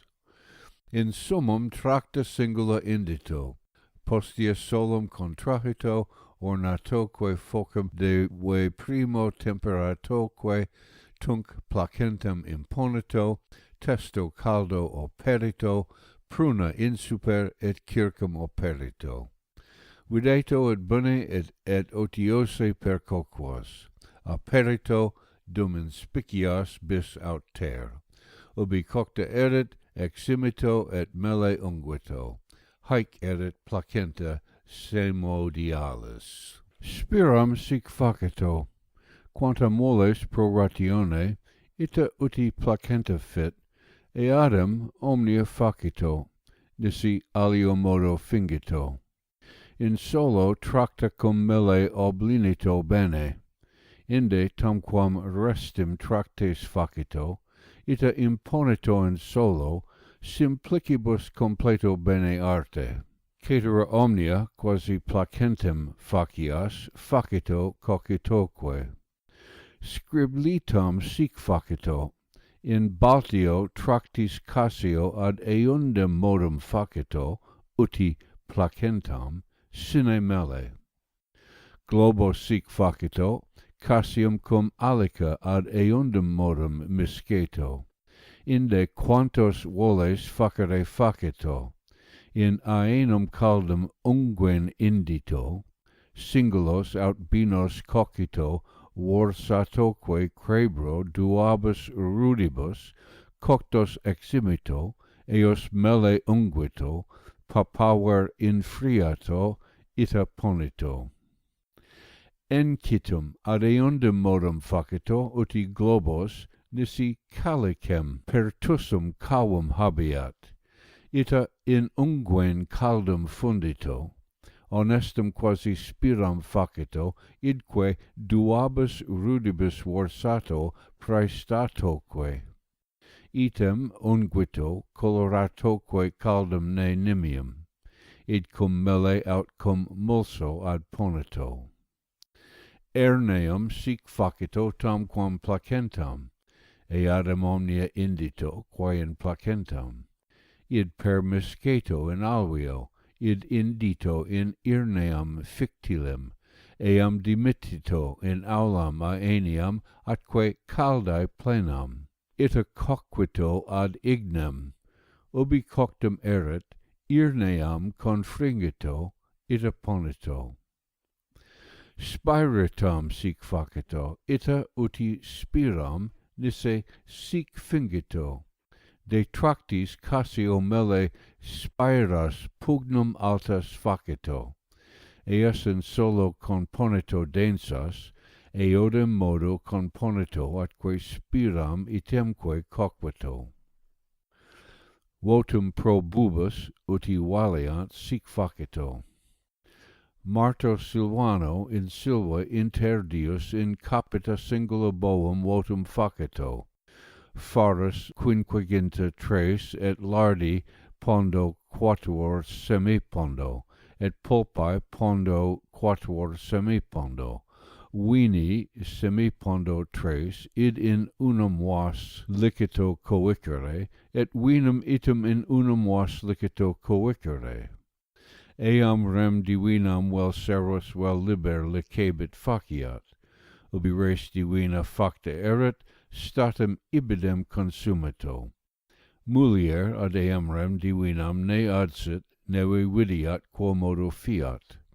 Hoc votum in annos singulos si voles licebit vovere. Savillum hoc modo facito, farinae celebram casae pondo duo semipondo, una conmisceto, quasi libum, mellus pondo, et ovum unum, catinum fictile oleo unguito, ubi omnia bene conmiscueris, in catinum indito, catinum testo operito.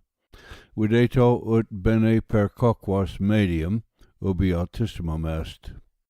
Ubi coctum erit, catinum ex imito, melle unguito, papaver infriato, sub testum subde palisper, postea ex imito.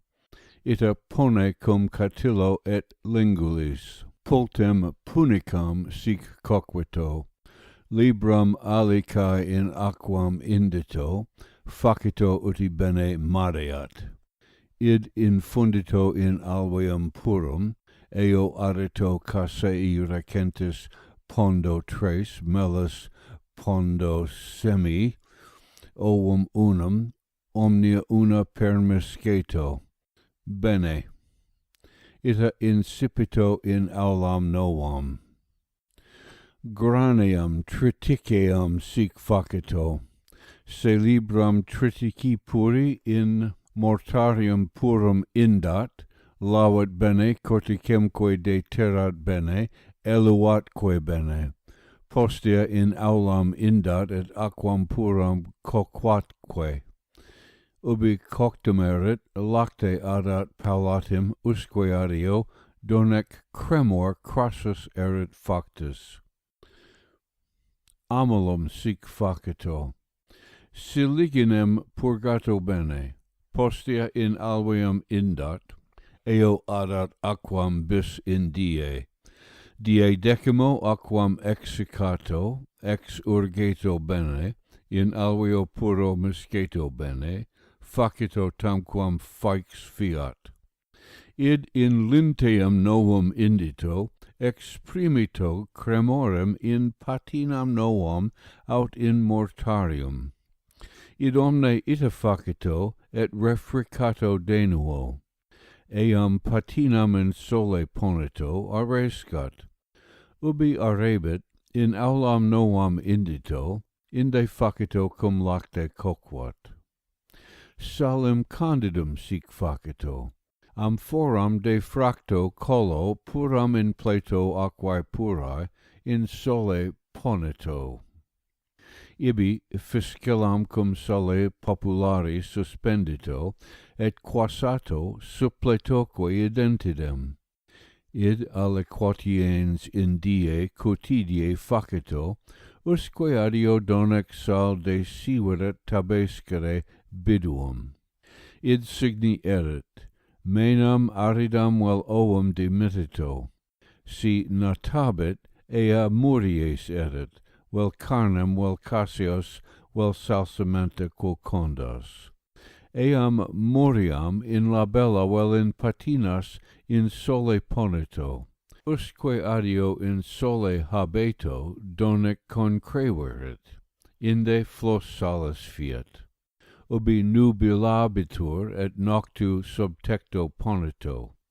Quotidie cum sol erit in sole ponito. Finis sectionis quintae. Alta voce legatur a Malone.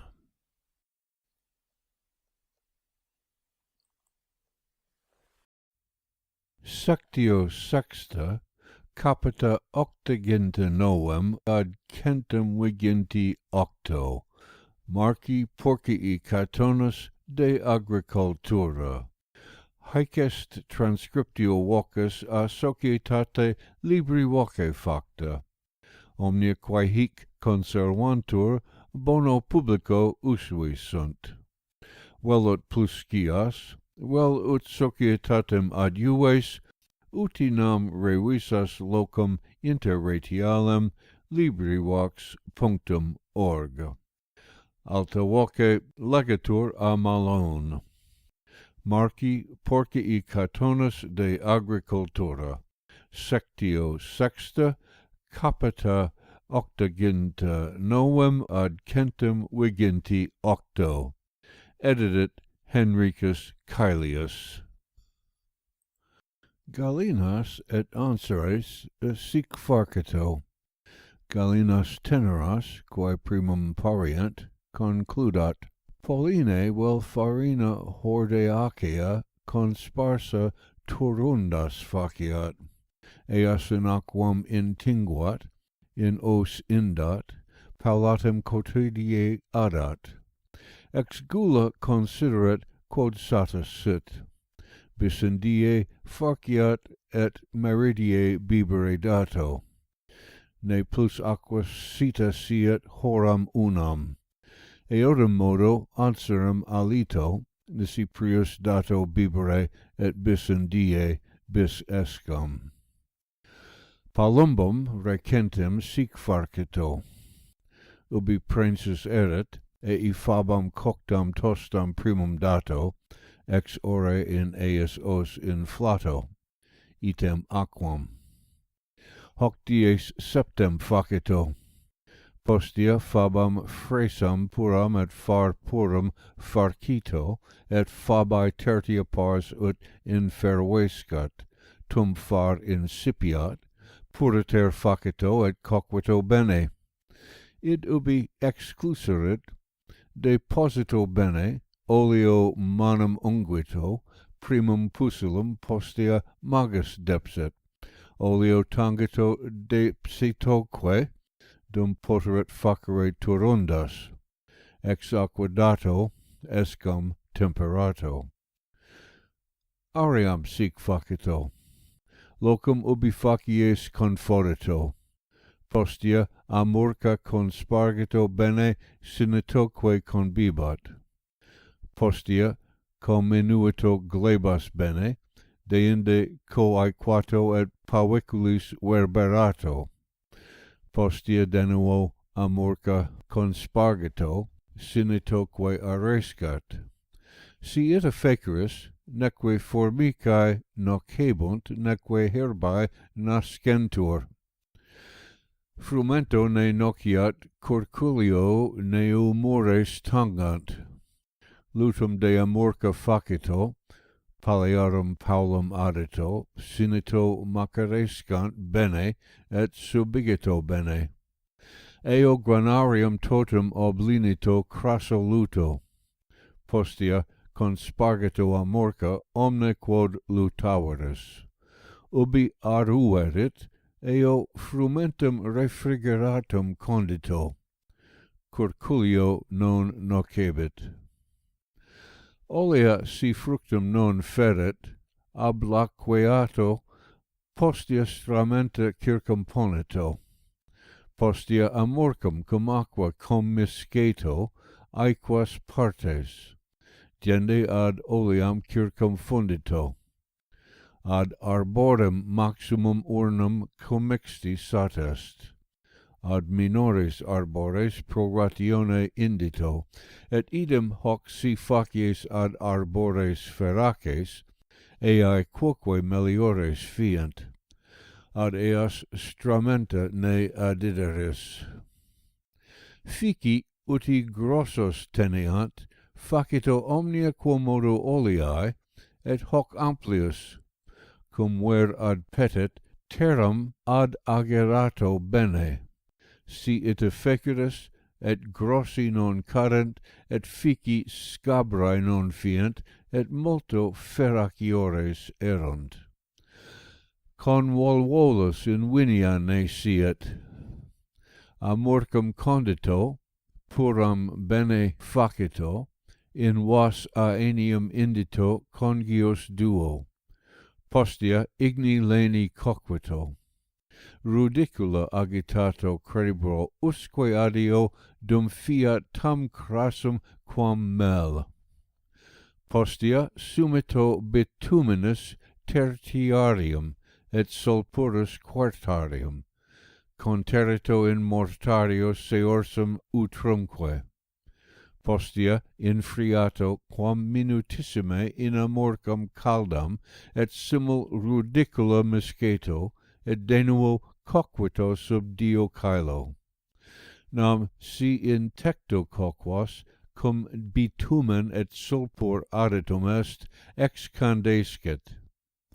ubi erit tam crassum quam viscum sinito fregescat.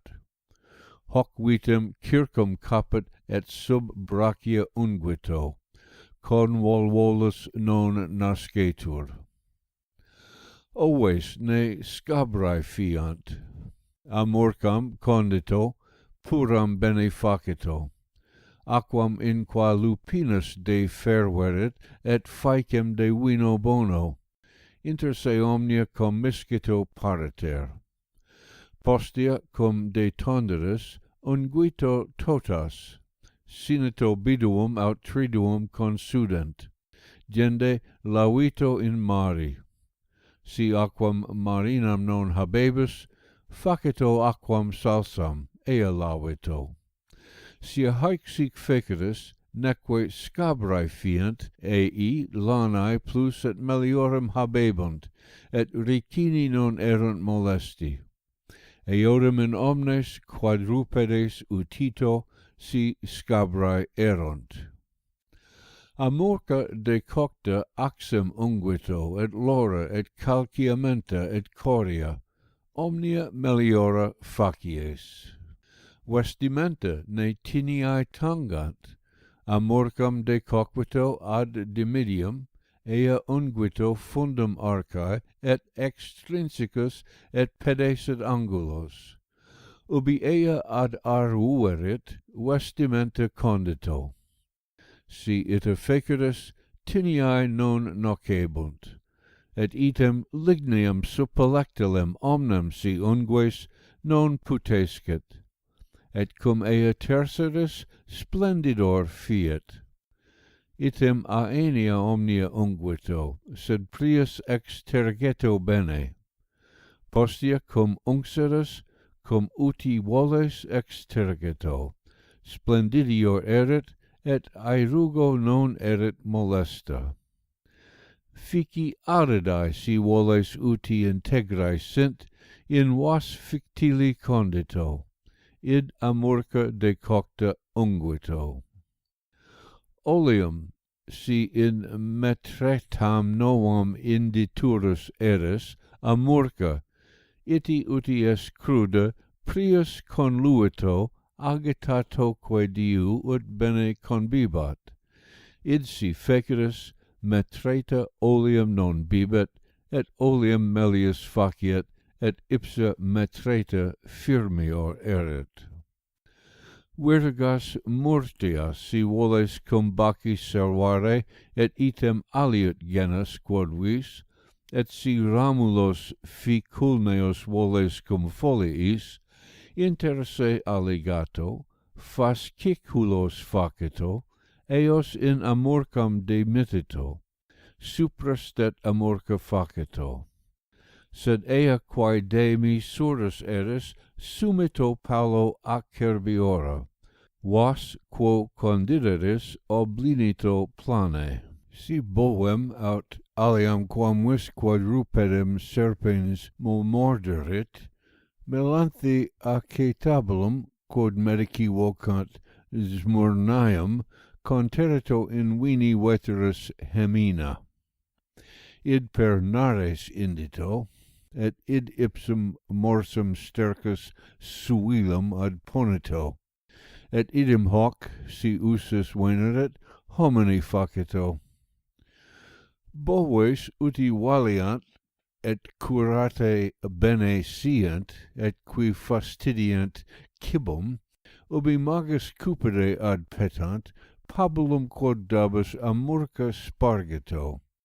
Primo palolum, dum consuescant, postea magus, et dato rarenter bibere conmixtam cum aqua aequabiliter. Quarto quinto quoque die hoc sic facies. Ita boves et corpore curatiores erunt, et morbus aberit. Vinum familiae per hiemem qui utatur. Musti quaternes decem in dolium indito, aceti acris quaternes duo eodem infundito, sapae quaternes duo, aquae dulcis quaternes quinquaginta. Haec rude misceto ter in die dies quinque continuos, eo adet o aquae marinae veteris sextarios sexaginta quatuor, et operculum in dolium imponito, et oblinito post dies decem. Hoc vinum durabit tibi, usque ad solstitium. Si quid superfuerit post solstitium, acetum acerimum et pulcherrimum erit. Qui ager longe a mari ab erit, ibi vinum Graecum sic facito. Musti quaternes viginti in aenium aut plumbeum infundito, ignum subdito. Ubi bulabit vinum, ignum subducito. Ubi id vinum refrixerit, in dolium quadragenarium infundito, seorsum in vas aquae dulcis quaternem unum infundito, salus modiam unam, sinito muriam fieri. Ubi muria facta erit, eodum in dolium infundito, scoinum et calamum in pila contundito, quod siet sextarium unum, eodum in dolium infundito, ut odoratum siet. Post dies triginta dolium oblinito, ad ver diffundito in amphoras, biennium in sole sinito positum esse, deinde in tectum conferto. Hoc vinum deterius non erit quam caum. Aquae marinae quaternem unum ex alto sumito, quo aqua dulcis non accedit.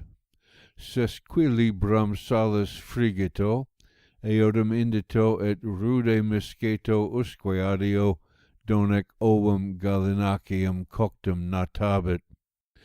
De sinito miscere, eodum vini veterus vel aminii vel misceli albi congios duo infundito, misceto probe. Postea in vas piccatum confundito, et oblinito. Si quis plus voles aquae marinae concinare, pro portione ea omnia facito. Quo labra doliorum circum linas, ut bene odorata sint, et nequid viti in vinum accedat, sapae congios sex quam optimae infundito in aenium, aut in plumbium, et iris aridae contusae heminam et certam companicam pondo quinque bene odoratam, una cum iri contundas quam minutissime, per cribrum cernas et una cum sapa coquas sarmentis et leni flamma. Conmoveto, videto ne aduras, usque coquito dum dimidium ex coquas.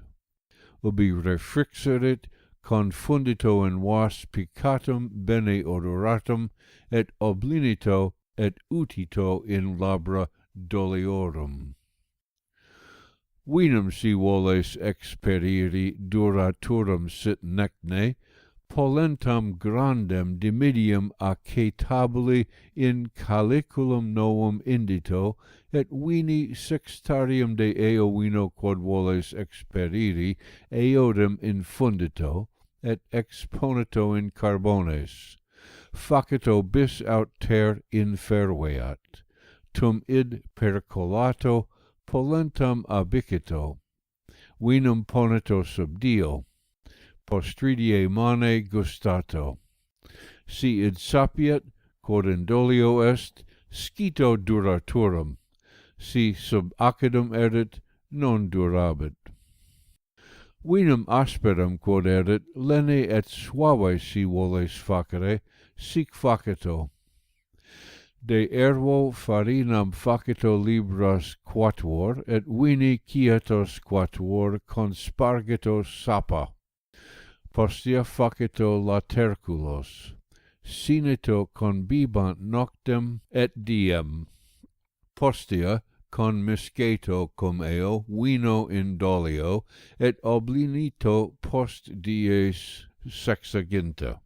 id vinum erat lene et suave et bono colore et bene odoratum. Odorem deteriorem demere vino. Testam de tegula crassam puram calfacito in igni bene, ubi calebit eam piccato, testicula alligato, testam demitito in dolium infimum leniter, sinito biduum oblitum dolium. Si demptus erit odor deterior id optime, si non saepius facito, usque dum odorem malum dempseres. Si voles scire in vinum aqua addita sit necde, vasculum facito de materia hederacea. Vinum id, quod putabus aquam habere, eo dimitito. Si habebit aquam, vinum effluit, aqua manebit. Nam non continent vinum vas hederaceum. Vinum coum, si voles facere, aquam ex alto marinam sumito mari tranquillo, cum ventus non erit. Dies septemgesima ante vindemium quo aqua dulcis non perveniet. Ubi hauseris de mari in dolium infundito, nolito implere, quadrantalibus quinque minus sit quam plenum.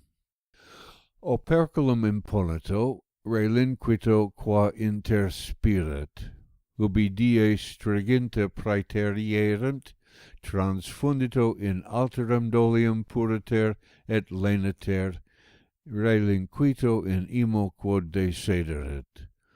Post dies viginti in alterum dolium item transfundito, ita relinquito usque ad vindemium.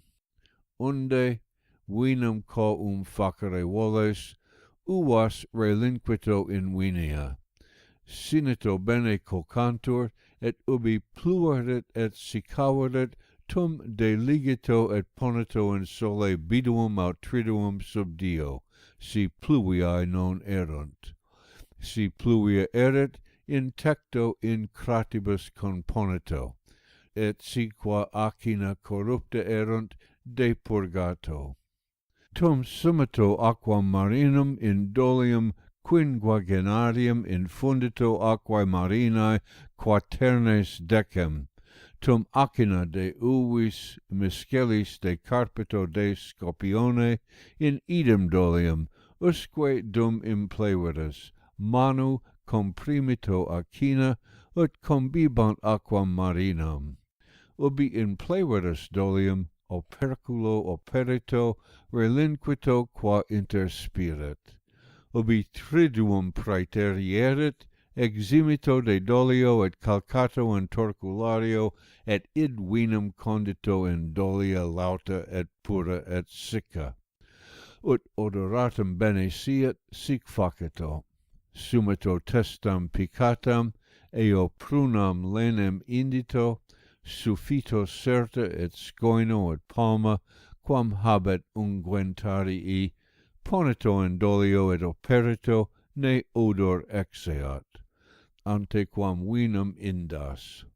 Hoc facito pridie quam vinum infundere voles, de lacu quam primum vinum in dolia indito, sinito dies decem quinque operta, ante quam oblinas, relinquito qua interspiret vinum, postea oblinito. Post dies quadraginta diffundito in amphoras, et addito in singulas amphoras sapae sextarium unum. Amphoras nolito amplere nimium, ansarum infirmarum fini, et amphoras in sole ponito, ubi herba non siet, et amphoras operito, ne aqua cedat, et ne plus quadriennium in sole siveris. Post quadriennium in culium componito et instipato. Vinum si voles concinare, ut album bonum faciat, secundum vindemium, ubi vites ablaqueantur, quantum putabus ei rei satis esse vini, tot vites obloqueato et signato, eadem radices circumsecato et purgato, veratri atri radices contundito in pila, eas radices dato circum vitam, et stercus vetus et cinerem veterem, et duas partes terrae circum dato radices vitis. Terram insuper inicito, hoc vinum seorsum legato. Si voles servare in vetus statem ad album movendam, servato, ne conmisceas cum cetero vino. De eo vino quiatam sumito et misceto aqua et bibito ante cenam, sine periculo album movebit.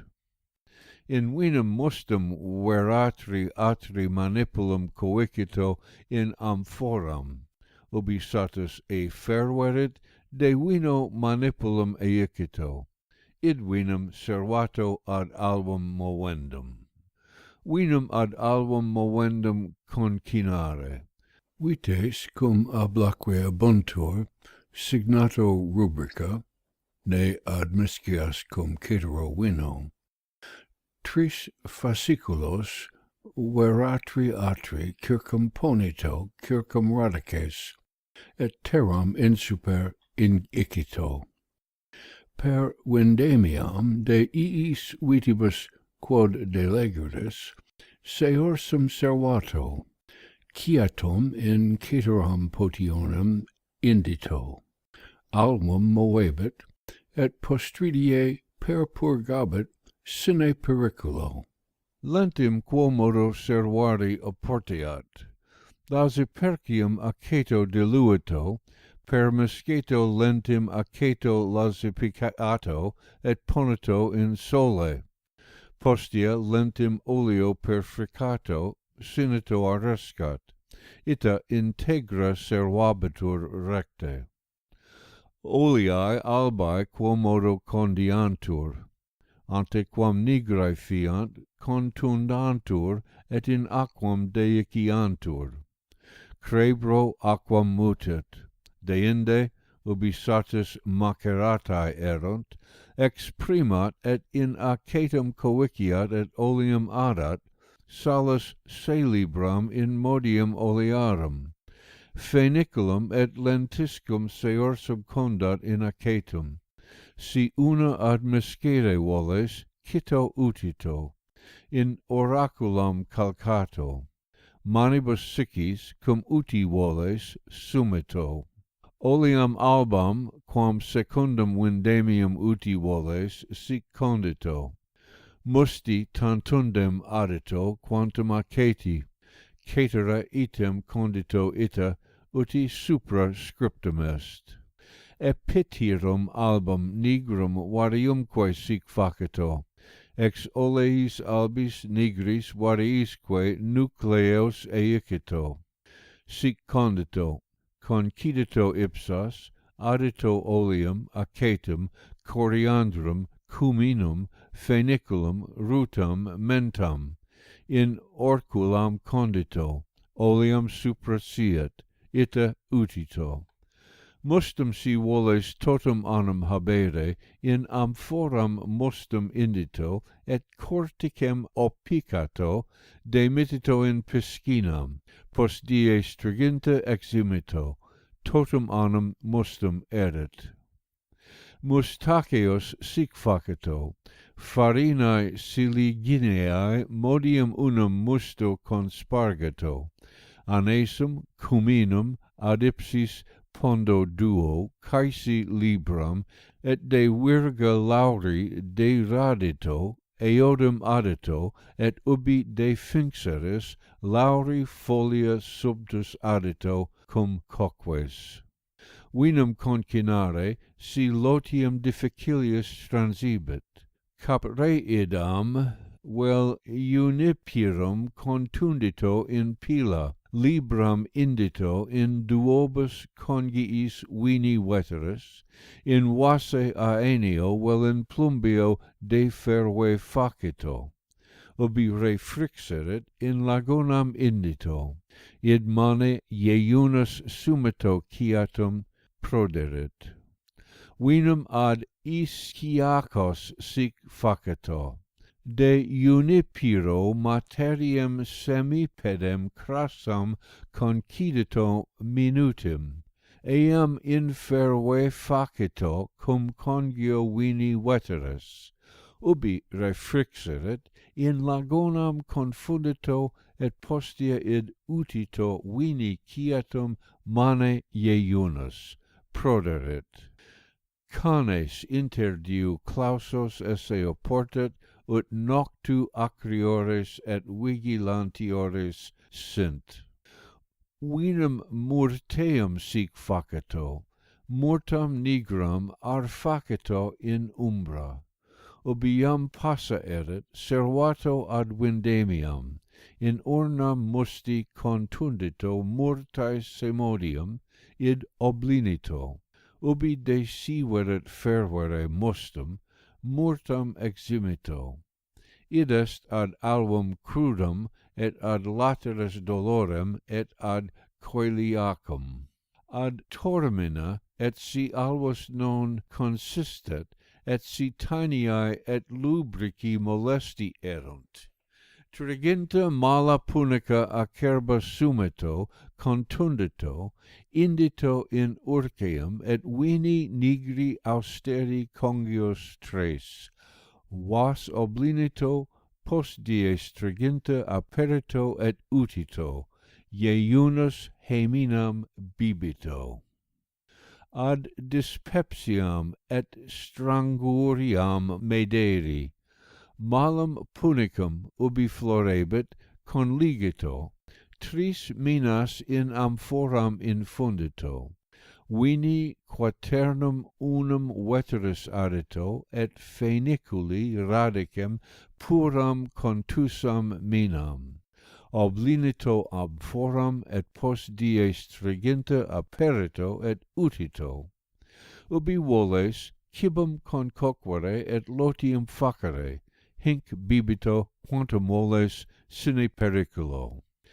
Idem vinum taenias perpurgat et lubricos si sic concines, incenatum iubito esse, postridie turus drachmam unum conterito et mel coctum drachmam unam et vini sextarium origaniti, dato ieuno, et puero pro aetate tribolum et vini heminam, supra pilam inscendat et saliat decies et deambulat. Finis sectionis sextae. Alta voce legatur a Malone.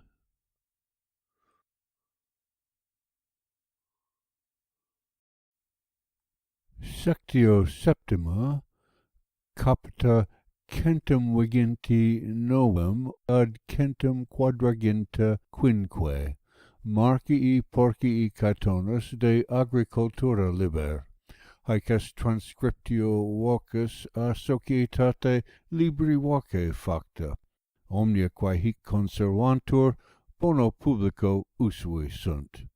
Velut plus scias, velut societatem adiuves, ut inam revisas locum interretialem librivox.org. Alta voce legatur a Malone.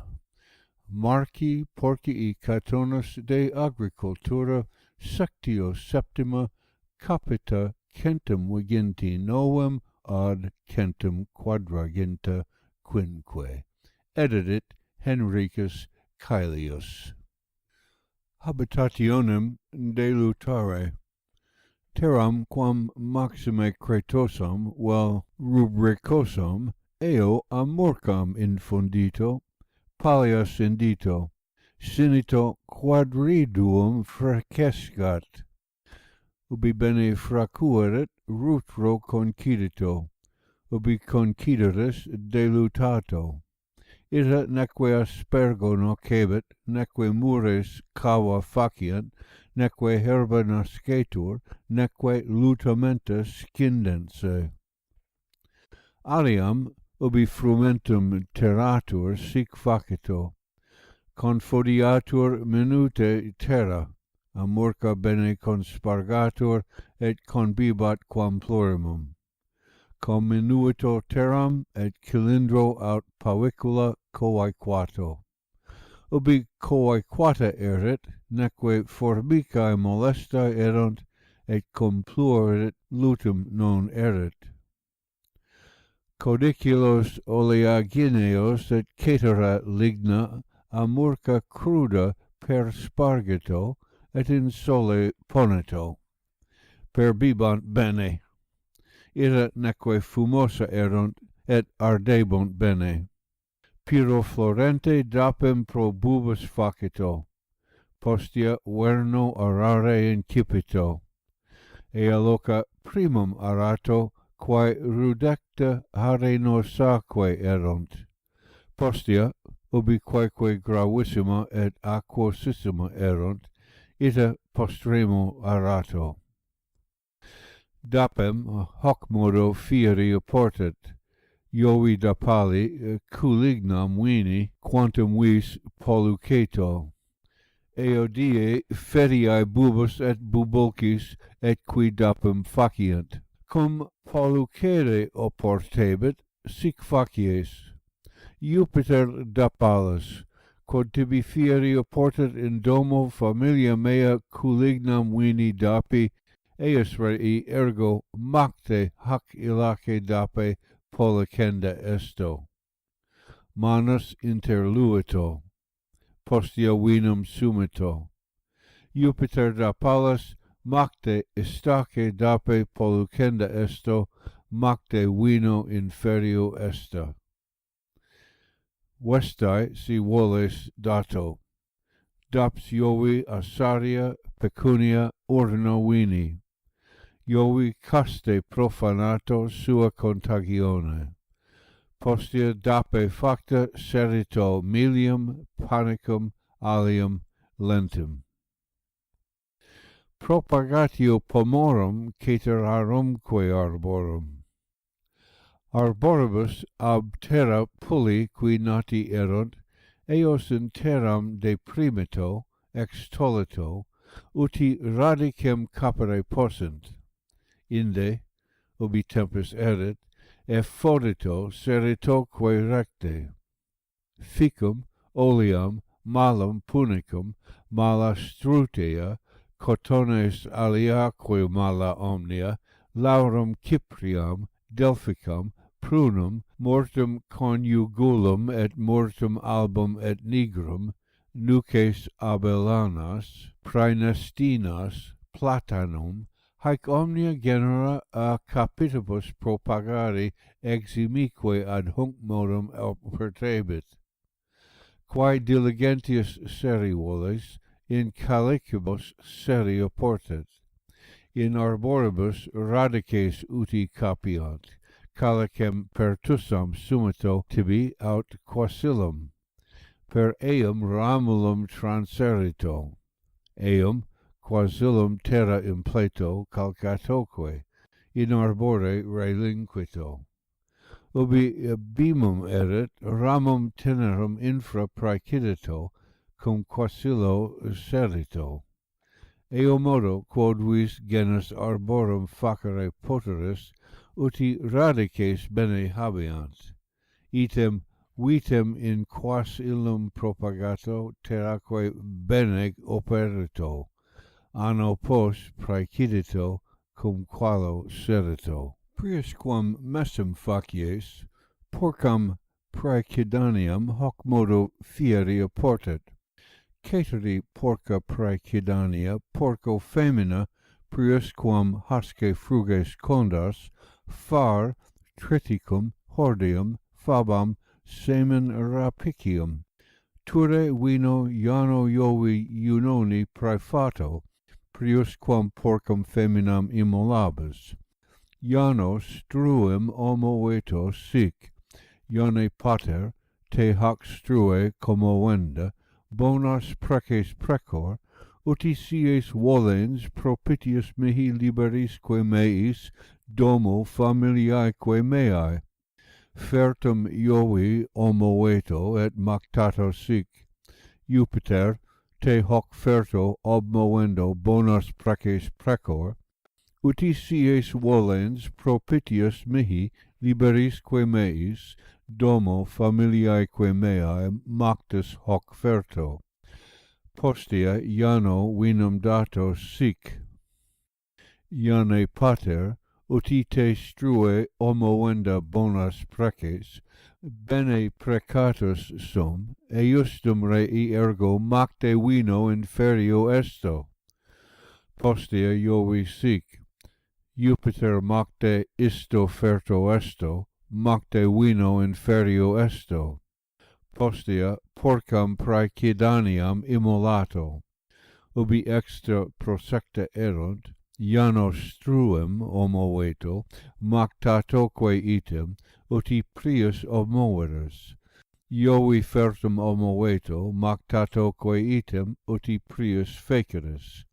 Item Iano votum dato, et Iovi vinum dato, item uti prius datum obstruum, obmovendum, et fertum libandum. Postea cereri exta et vinum dato.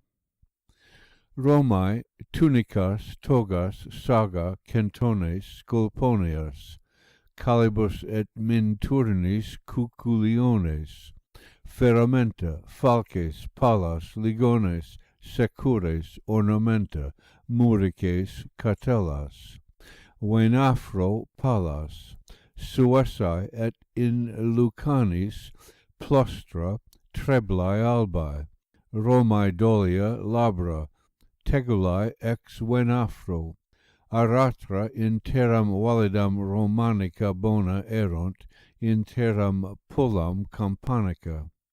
Juga Romanica optima erunt, vomeris in dutilis optimus erat. Trapeti Pompeis nolae ad rufri Maceriam, claves crostra Romae, hamae urnae oleariae, urcei aquarii, urnae vinariae, alia vasa aena, capuae, nolae, fiscinae campanicae, eame utilis erunt. Funes subductarios spartum omne capuae, fiscinas Romanicas suessae, casino optimae erunt Romae. Funem torculum sequus faciet, Cassini Lucius Tunius, Venafri Gaius Menius Luci Filius. Eo indere portet coria bene octo nostratia, recentia quae depsta et sient, quam minimum salus habeant, ea depsere et unguene prius portet tum sicare. Funem exordiri portet longum pedes septemginta duo, toros tres habeat. Lora in toros singulos octo lata digitos duo. Cum tortus erit longus pedes quartaginta nona, in commissura abibit pedes tres. Relatio erit pedes quadraginta sex, ubi extentus erit accedent pedes quinque, longus erit pedes quinquaginta unum. Funum torculum extentum longum esse portet pedes quinquaginta quinque, maximis vasis, minoribus pedes quinquaginta unum. Funum lorium in plustrum justum pedes sexaginta, semifunium pedes quadraginta quinque, lora retinacula in plustrum pedes triginta sex, ad aratrum pedes viginti sex, lora praeductoria pedes viginti septem et semipedem. Subjugia in plustrum lora pedes nonum et decem, funiculum pedes decem et quintum, in aratrum subjugia lora pedes duodecem, funiculum pedes octo. Trapetos latos maximos pedes octo semipedem, orbis altos pedes tres semipedem, orbis medios ex lapicidinis cum eximet crassos pedem et plumum, inter miliarium et labrum pedes duo et digitos duo, labra crassa digitum, secundarium trapetum latum pedes quatuor et palmum, inter miliarium et labrum pes unus digitus unus, labra crassa digitos quinque, orbis altos pedes tres et digitos quinque, crassos pedem unum et digitos tres, foramen in orbis semipedem quo versum facito, tertium trapetum latum pedes quatuor, inter miliarium et labrum pedem unum, labrum digitos quinque, orbis altos pedes tria et digitos tres, crassos pedem unum et digitos duo, trapetum ubi arvectum erit, ubi statues, ibi commodato concinatoque.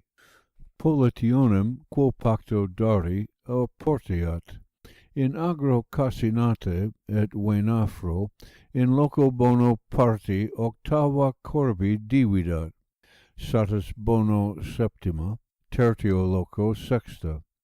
Si granum modio dividat, parti quinta, in venafro ager optimus nona parti corbi dividat.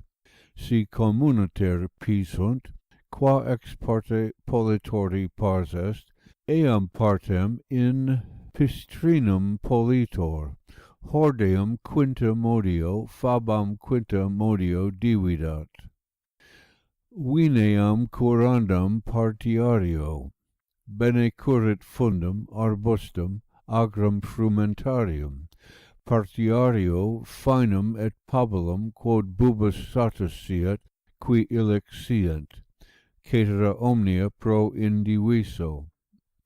Boves feriis coniungere licet, haec licet facere, arvebant ligna fabalia frumentum, quod non daturus erit. Mulis equis assinis feriae noli, nisi in familia sunt. Lucum conlucare Romano more sic oportat. Porco piaculo facito, sic verba concipito.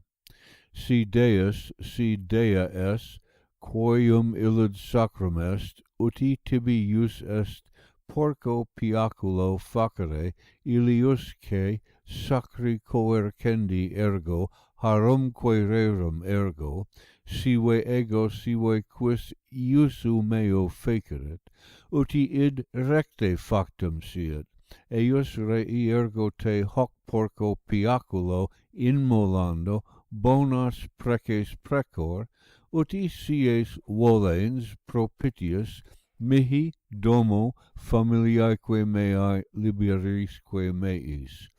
Harumque rerum ergo macte hoc porco piaculo immolando esto. Si fodere velis altero piaculo eodem modo facito, hoc amplius dicito, operas faciundi causa, dum opus quotidie per partes facito, si intermiseris aut feriae publicae aut familiares intercesserent, altero piaculo facito. Agrum lustrare sic oportet, impera suo vit Aurilia circumagi, cum divis volentibus quodque bene eveniat, mando tibi, mani, uti illace suo vit Aurilia fundum agrum terramque meam, quota ex parte sive circumagi, sive circumferenda censias, uti cures lustrare. Ianum iovemque vino praefamino sic dicito, Mars pater, te precor, quaesoque, uti sies volens propitius mihi domo familiaeque nostrae, quoius rei ergo agrum terram fundumque meam suo vit Aurilia circumagi iusi, uti tu morbos visos in visosque viduertatem vastitudinemque calamitates intemperiasque prohibessis defendas averunquesque. Uti tu fruges, frumenta, vineta, virgultaque grandire beneque evenire sires. Pastores, pecuarque salva servasis, duisque bonam salutem, valetudinemque mihi, domo familiaeque nostrae. Harumque rerum ergo, fundi terrae agrique mei lustrandi, lustrique faciendi ergo, sicuti dixi, macte hisce suo vitaurilibus lactentibus immolandis esto. Mars pater, eustem rei ergo macte hisce suo vitaurilibus lactentibus esto. Item esto item cultro faceto, struem et fertum uti adsiet inde admoveto. Ubi porcum immolabis agnum vitulumque sicoportet, eiusque rei ergo macte suo vitaurilibus immolandis esto. Nominare vetat Martem neque agnum vitulumque, si minus in omnis litabit, sic verba concipito. Mars pater, si quid tibi in illisque suo vitaurilibus lactentibus neque satisfactum est, te hisce suo vitaurilibus piaculo. Si uno duo busque dubitavit, sic verba concipito. Mars pater, quod tibi illuc porco neque satisfactum est, te hoc porco piaculo. Willici officia quae sunt, quae Dominus praecaperit, ea omnia, quae in fundo fieri oportet, quaeque emi pararique oportet, quo modo quae cibaria, vestimenta familiae daria portet, eadem uti currit faciatque monio, dominoque dicto audiens sit. Hoc amplius, quo modo villicam uti oportet, et quo modo ei imperari oportet, uti adventu Domini, quae opus sunt parentur, currenturque diligenter. Villicae, quae sunt officia, curato faciat. Si eam tibi dederit Dominus uxorem, ea esto contentus. Ea te metuat faceto, ne nimium luxuriosus siet, vicinas aliasque mulieres quam minimum utatur, neve domum neve ad sese recipiat, ad cenam nequo eat neve ambulatrix siet, rem divinam ne faciat neve mandat, qui pro ea faciat, in iusu Domini aut Domini. Scito Dominum pro tota familia rem divinam facere, monda siet, villam conversam mondatum habeat. Calendis idibus nonis festus dies cum erit, coronam in focum indat, per eos demque dies lari familiari procopia supplicet. Cibum tibi et familiae curet uti coctum habeat, gallinas multas et ova uti habeat. Pira arida, sorba, ficos, uvas, passas, sorba in sapa et pira et uvas in doliis et mala strutia, uvas in vinaceis et in urceis in terra obrutas et nuces praenestinas recentes in urceo in terra obrutas habeat. Mala scantiniana in doliis et alia quae condisolent et silvatica, haec omnia quod annis diligenter uti condita habeat. Farinam bonam et far subtile sciat facere. Oleam legendam hoc modo locare oportet. Oleam cogito recte omnem arbitratu Domini, aut quem custodem fecerit, aut cui olea venierit. Oleam ne stringito neve verberato in usu domini aut custodes. Si adversus ea quis fecerit, quod ipse eo die legerit, pro eo nemo solvet neque debebitur. Qui oleam legerint, omnes iuranto ad dominum aut ad custodum, se oleam non subripuisse, neque quemquam suo dolo malo, ea oleitate ex fundo lucii manli. Qui eorum non ita iuraverit, quod is legerit omne, pro eo argentum nemo dabit, neque debebitur. Oleam cogi recte satis datu arbitratu lucii manlii. Scalae ita uti data erunt, ita reddito, nisi quae vetustate fracta erunt. Si non erunt, reddit eaeque arbitratu reducetur. Si quid redemptoris opera domino damni datum erit, resolvito. Id viri boni arbitratu deducetur. Legulos, quod opus erunt, praebeto et strictores. Si non praebuerit, quanti conductum erit aut locatum erit, deducetur. Tanto minus debebitur. De fundo ligna et oleam ne deportato. Qui oleam legerit, qui deportarit, in singulas deportationes sestertii numi duo deducentur, neque id debebitur. Omnem oleam puram metietur modio oleario. Assiduos homines quinquaginta praebeto, duas partes strictorum praebeto. Nequis concedat, quo olea legunda et faciunda carius locetur, extra quam sequem socium in praesentiarum dixerit. Si quis adversum ea fecerit, si dominus aut custos volant, iurent omnes socii.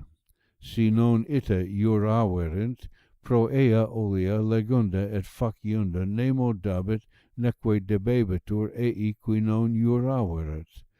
Accessiones in 1200 cedit oleae salsae, modii quinque olei puri pondo novum, in tota oleitate aceti quaternois quinque, quod oleae salsae non acceperant, dum oleam legent, in modius singulos dabuntur.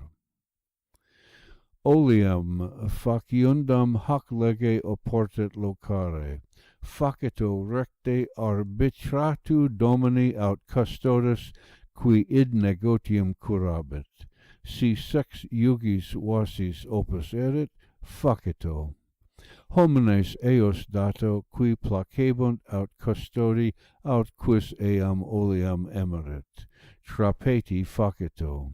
Si operarii conducti erunt, aut facienda locata erat, pro eo resolvito, aut deducetur. Oleum ne tangito utendi causa, neque furandi causa, nisi quod custos dederit aut dominus. Si sumpserit, in singulas sumptiones sestertii quadraginta deducentur, neque debebitur. Factores, qui oleum fecerent, omnes iuranto aut ad dominum aut ad custodum, sese de fundo lucii manli, neque alium quemquam suo dolo malo, oleum neque oleam subripuisse.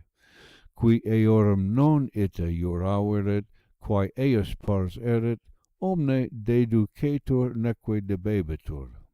Socium nequem habeto, nisi quem dominus iuserit aut custos. Si quid redemptoris opera domino damni datum erit, viri boni arbitratu deducetur. Si viride oleum opus siet, facito. Accedet oleum et sale suae usioni, quod satis siet, vasarium vic duo. Finis sectionis septimae, alta voce legatur a Malone.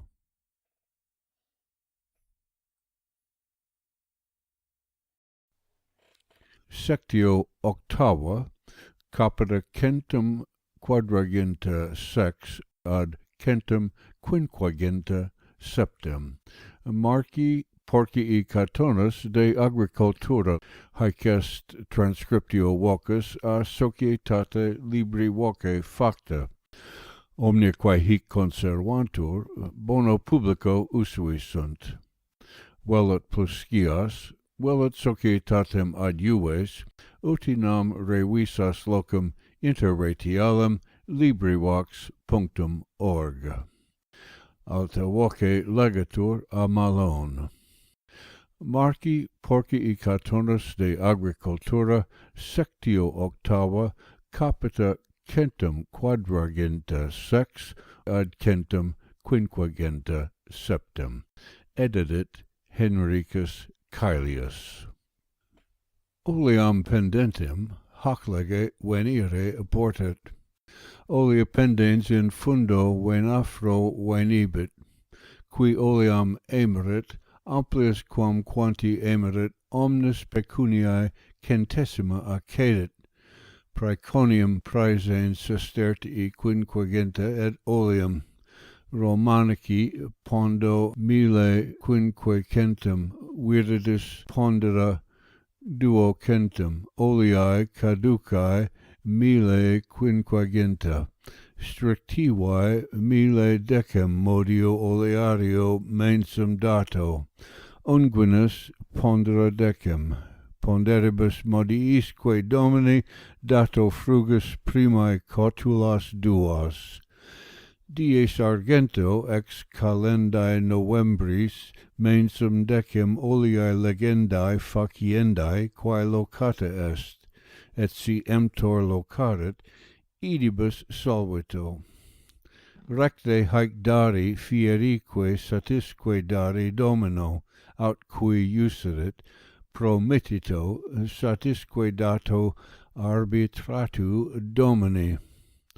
Donicum salutum erit, aut ita satis datum erit, quae in fundo in lata erunt, pigneri sunto. Ne quid eorum de fundo deportato, si quid deportaverit, domini esto. Vasa, torcula, funes, scalas, trapetos, si quid et aliet datum erit, salva recte reddito, nisi quae vetustate fracta erunt. Si non redit, aequam solvito. Si emptor legulis et factoribus qui illic opus fecerit non solverit, cui dari oportebit, si dominus volet, solvat.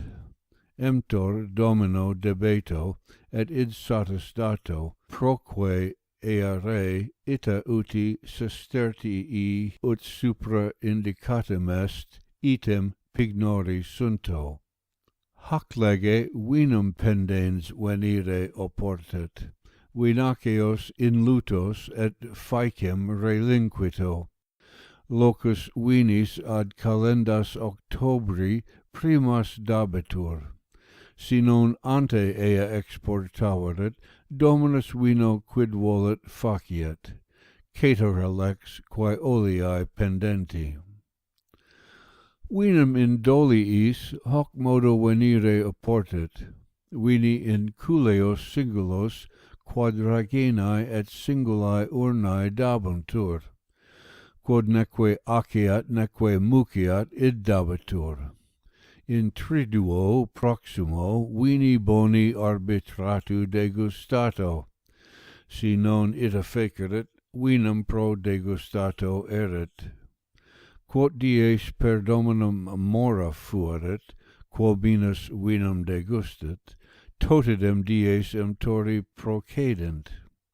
Vinum accipito ante calendas Januarias primas, si non ante acceperit, dominus vinum admetietur. Quod ad mensis erit, dominus pro eo resolvito. si emptor postularet, Dominus ius jurandum dabit verum fecisse. Locus vinis ad calendas Octobres primas dabitur. Si ante non deportaveret, Dominus vino quod volet filia facet, cator alex quae oleae pendenti. Qua lege pabulum hibernum venire oportiat, qua vendas fini dicito, pabulum frui occipito ex calendas Septembribus, prato sico decadat, ubi pyrrhus florere coiperet, prato in riguo, ubi super inferque vicinus permittet, tum decadito, vel diem certam utrique facito. Caetero Pabulo calendas Martiis decadito. Bubis domitus binis cantherio uni cum emptor pascet domino pascere recipitur. Holeris asperagis lignis aqua itinere actu domini usioni recipitur. Siquid emptor aut pastores aut pecus emptoras domino damni dederet, virdi boni arbitratu resolvat. Siquid dominus aut familia aut pecus emptori damni dederet, virdi boni arbitratu resolvetur. Donicum pecuniam solverit, aut satisficeret, aut delegaret. Pecus et familia, quae illic erit, pigneri sunto. Siquid de iis rebus controversiae erit, Romae judicium fiat. Fructum ovium hac lege venire oportet, in singulas casei pondo unum sestertium dimidium aridum. Lacte feriis quod mulseret dimidium et praeteria lactis urnam unum.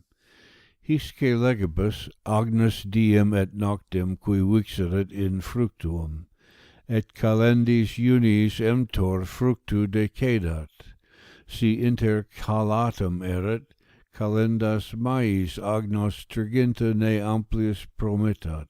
Oves quae non pepererint, binae pro singulis in fructo cadent, quod die lanam et agnos vendat menses ex ab coactore relegit.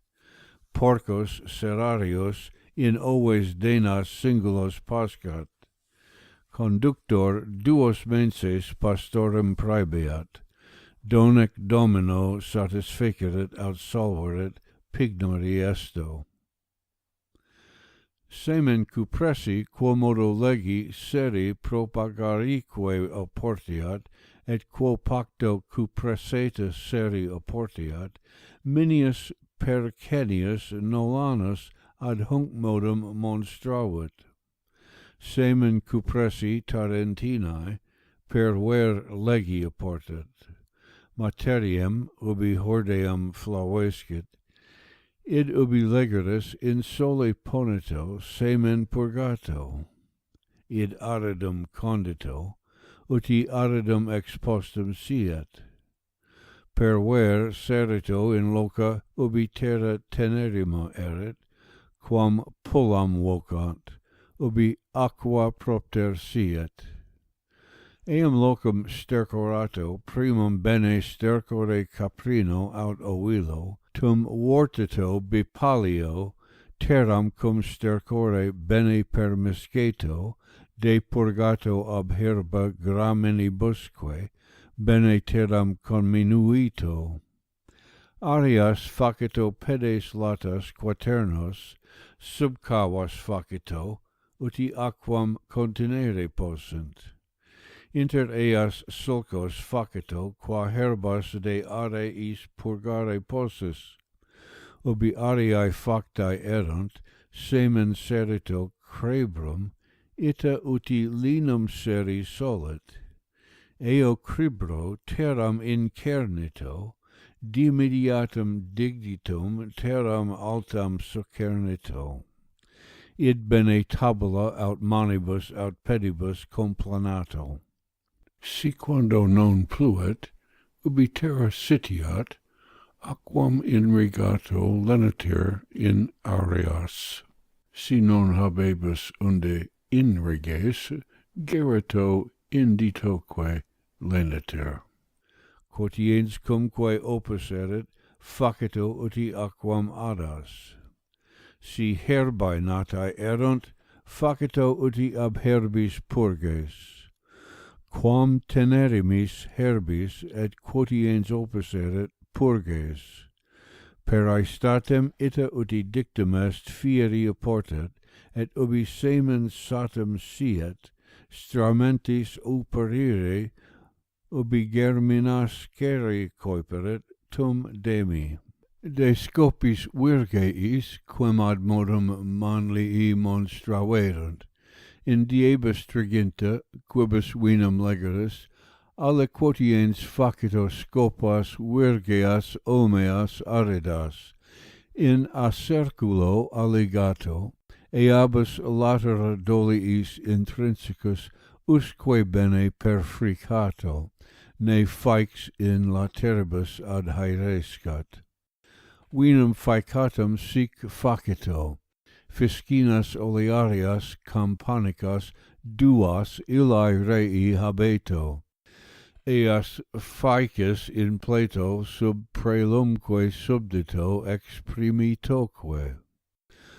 Vinum emptoribus sine molestia quo modo ad metiaris, labrum culeare illae rei facito, id habeat ad summum ansas quatuor ubi transferi possitur.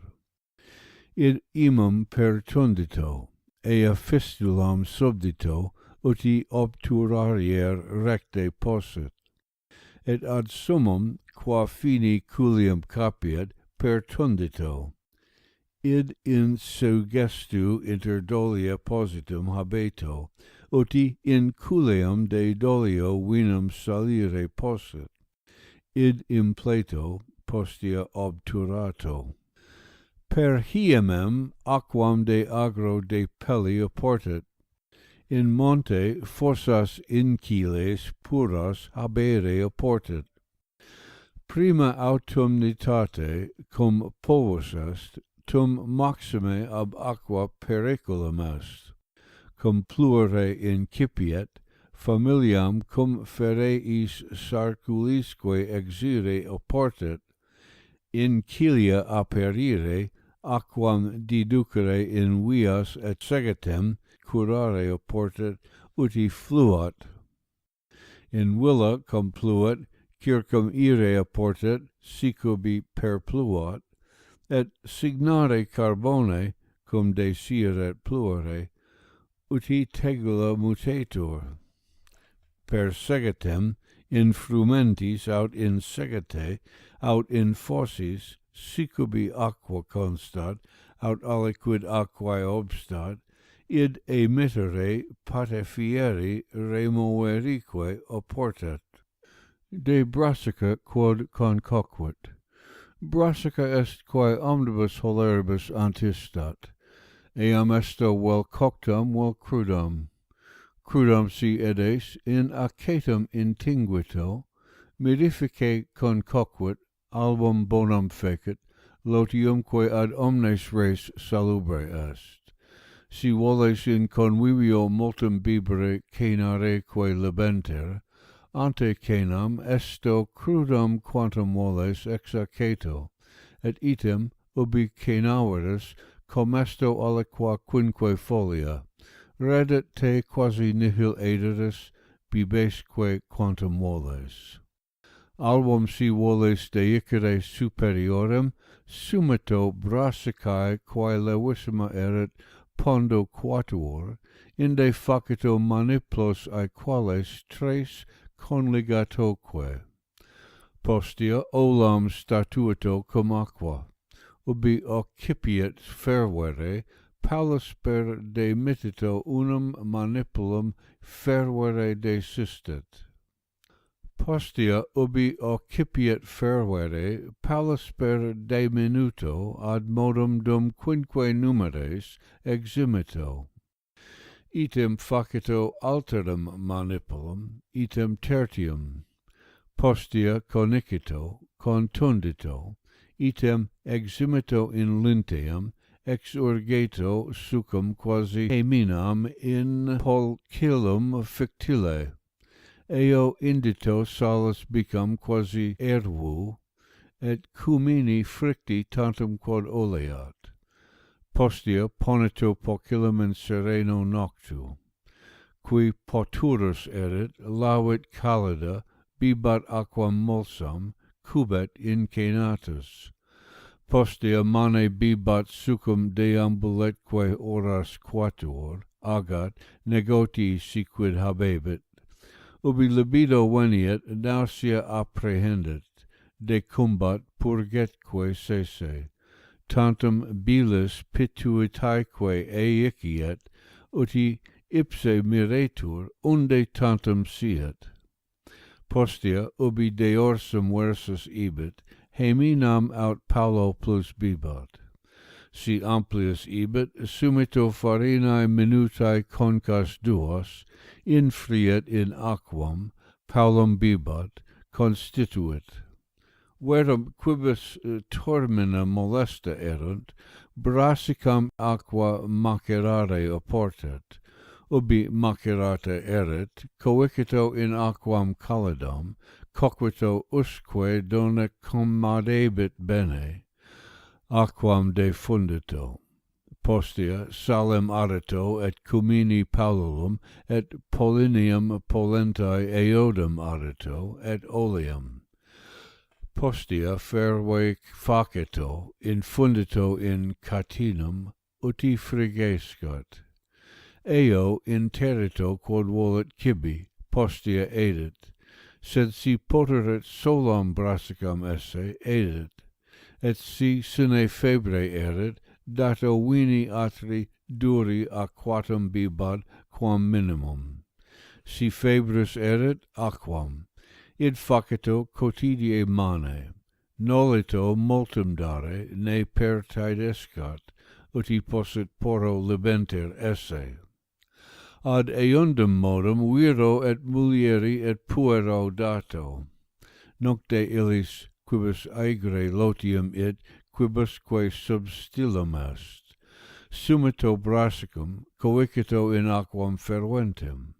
Coquito palusper, uti subcruda siet. Postea aquam defundito non omnem. Eo adito oleum bene et salam et cumini paulum in ferve facito palusper. Postea inde iusculum frigidum sorbere et ipsam brassicam esse, uti quam primum excoquatur, quotidie id facito. De brassica Pythagoria, quid in ea boni sit, salubritatisque. Principium te cognoscere oportet, quae genera brassicae sint, et cuius modi naturam habeant.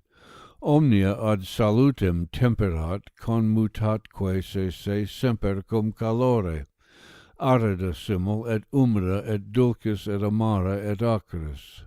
Sed quae vocantur septem bona in conmixta, natura omnia haec habet brassica. Nunc, uti cognoscas naturam earum, prima est levus quae nominatur. Ea est grandus, latus foliis, caule magno, validam habet naturam et vim magnam habet. Altera est crispa, apia convocatur, haec est natura et aspectu bona, ad curationem validior quamque suprascripta est, et item est tertia quae lenus vocatur, minutis calibus, tenera, et acerrima omnium est istarum, tenui suco vehementissima. Et primum scito de omnibus brassicis nulla est ilius modi medicamento, ad omnia vulnera tumores eam contritam imponito. Haec omnia ulcera purgabit sanaque faciet sine dolore. eadem tumida concoquit, eadem erompit, eadem vulnera putida canceresque purgabit sanosque faciet, quod aliud medicamentum facere non potest. Verum prius quam id imponos, aqua callida multa lavato, postea bis in die contritam imponito, ea omnem putorum adimet, cancer ater, is olet et sanium spurcam mittit, albus purulentus est, sed fistulosus, et subtus suppurat sub carne. In ea vulnera, huiusque modi terras brassicum, sanum faciet. Optima est ad huiusque modi vulnus, et luxatum siquid est, bis die aqua callida foeto, brassicum tritum opponito, cito sanum faciet, bis die id opponito dolores offeret, et siquid contusum est, erumpet, brassicum tritum opponito, sanum faciet, et siquid in mammis ulceras natum et carcinoma, brassicum tritum opponito, sanum faciet. Et si ulcus acrimoniam eos feri non poteret, farinam hordeaciam misceto, ita opponito. Huiusque modi ulcera omnia haec sana faciet, quod aliud medicamentum facere non potest, neque purgare. Et puero et puellae si ulcus erit huiusque modi, farinam hordeaciam adito, et si voles eam consectam lautam siccum sale aceto sparsam esse, salubrius nihil est. Quo libentius edis aceto mulso spargito, lautam siccum et rutam coriandrum sectum sale sparsam, paulo libentius edes. Id bene faciet et mali nihil sinit in corpore consistere, et album bonum faciet. Siquid antia mali intus erit, omnia sana faciet, et de capite et de oculis omnia deducet, et sanum faciet. Hanc mane esse apportet iunum, et si bilis atra est, et si lienes turgit, et si cor dolet, et si iecur aut pulmones aut praecordia, uno verbo, omnia sana faciet intro quae doli tabunt. Eodem silpium inradito bonum est, nam venae omnes ubi sufflatae sunt ex cibo, non possunt perspirare in toto corpore. Inde aliqui morbus nascitur. Ubi ex multo cibo alvus noniet, proportione brassica si uterus, id ut temonio, nihil istorum uso veniet morbis. Verum morbum articularium nullo res tam purgat, quam brassica cruda, si edes concisam et rutam et coriandrum concisam siccam et sirpicium in rasum et brassicam ex aceto oxymeli et sale sparsum.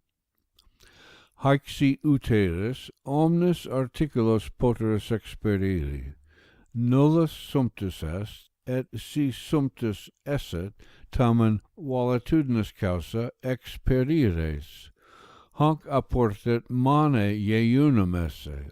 In somnis vel sequus est seniosus, hac eadem curatione sanum facies. Verum assam, brassicam, et unctam caldam, salus paulum dato homini iuno, quam plurimum edit tam citissime sanus fiat ex eo morbo. Tormina quibus molesta erunt sic facito. Brassicam macerato bene, postea in aulum coicito, de ferve facito bene, ubi cocta erat bene, aquam defundito. Eo adito oleum bene et salus paulum et cuminum et pollinum polenta. Postea ferve bene facito, ubi ferverit in catinum indito, dato edit, si poteret sine pane, si non dato panem purum ibidem malefaciat, et si febrim non habebit, dato vinum atrum bibat, cito sanus fiat. Et hoc, si quando usus venerit, qui debilis erit, haec res sanum facere potest, brassicum edit, ita uti superscriptum est, et hoc amplius lotium conservato eius per brassicam esitaret, id calfacito, eu hominum demitito, cito sanum facies hac cura. Expertum hoc est. Item pueros pusillos si laves eo lotio, numquam debiles fiant, et quibus oculi parum claris sunt, eo lotio ingundito, plus videbunt. Si caput aut cervices dolent, eo lotio caldo lavit, de sinem dolere. Et si mulier eo lotio locus foevit, numquam miseri fiant, et foere sico portet. Ubi in scutra ferve feceris sub selam supponito pertussam. Eo mulier ad sidat, operito, circum vestimenta eam dato.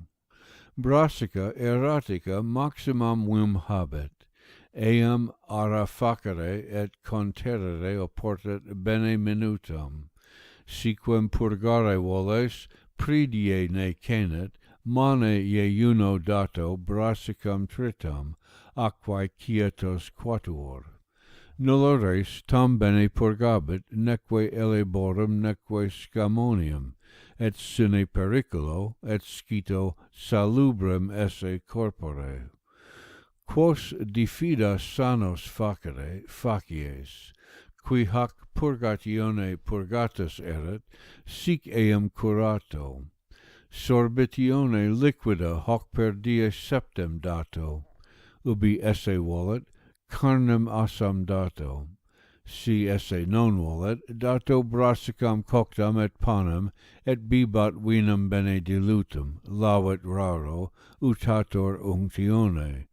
Qui sic purgatus erit, diutina valetudine utetur, neque ullus morbus veniet, nisi sua culpa.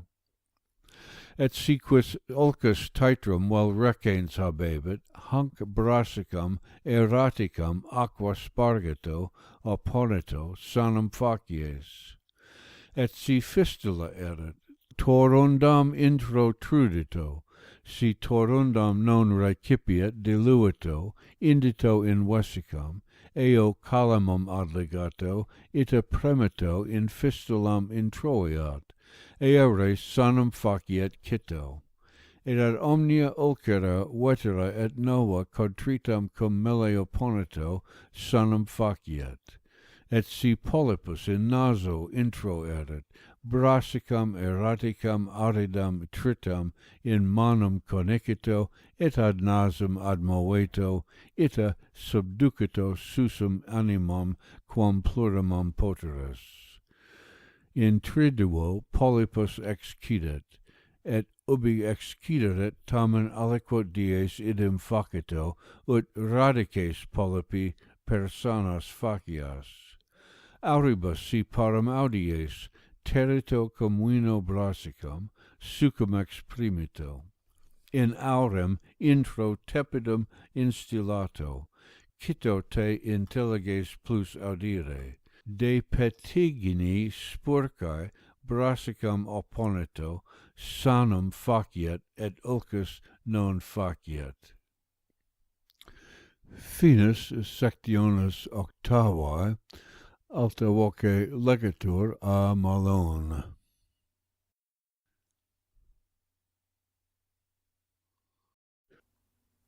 Sectio nona, capita centum quinquaginta octo ad finum, Marci Porcii Catonis de Agricultura.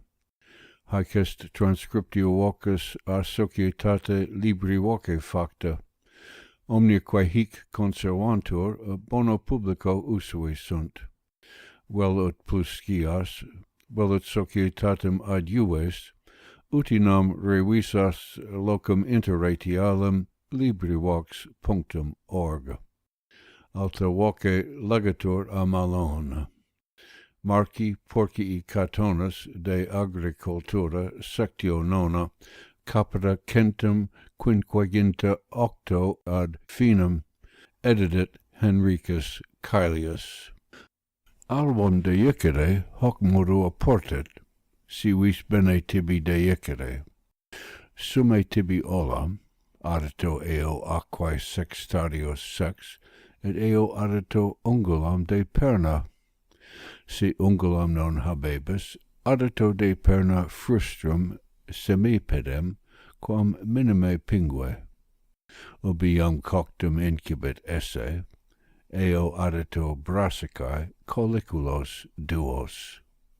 Betae colliculos duos cubradice suo, feliculae pullum, herbae mercurialis non multum, mitulorum quinquaginta duo, piscem capitonem et scorpionem unum, cochlea sex et lentis pugilum, haec omnia de coquito usque ad sextarios tres iuris. Oleum ne adideris. Indidem summe tibi sextarium unum tepidum, ade vini coe quiatum unum, bibe, inter quiesce, diende iterum eodem modo, diende tertium, purgabis te bene, et si voles in super vinum coum mixtum bibere, licebit bibas. Ex iis tot rebus, quod scriptum est unum, quod eorum vis album deicere potest, verum eare tot res sunt, uti bene deicas et suave est. Inter trigini remedium, in via cum ibis absinthe pontici circulum sub annulo habeto.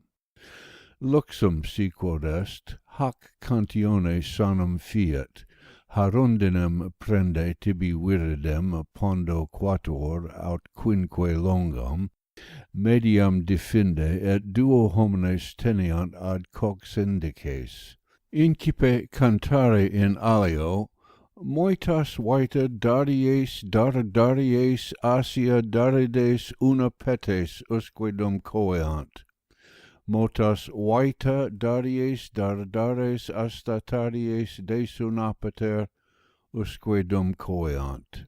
Ferrum in super iactato, ubi coerent et altera alteram tetigerint, id manu prehende et dextra sinistra praecide ad luxum aut ad fracturam allige sanum fiat.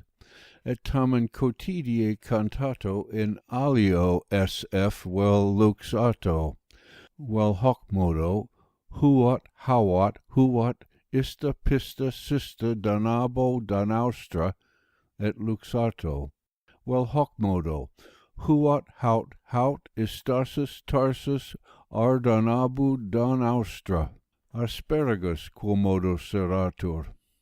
Locum subigere oportet bene, qui habeat humorem, aut locum crossum, ubi erit subactus arias facito, ut possus dextra sinistraque sarire runcare, ne calcetur.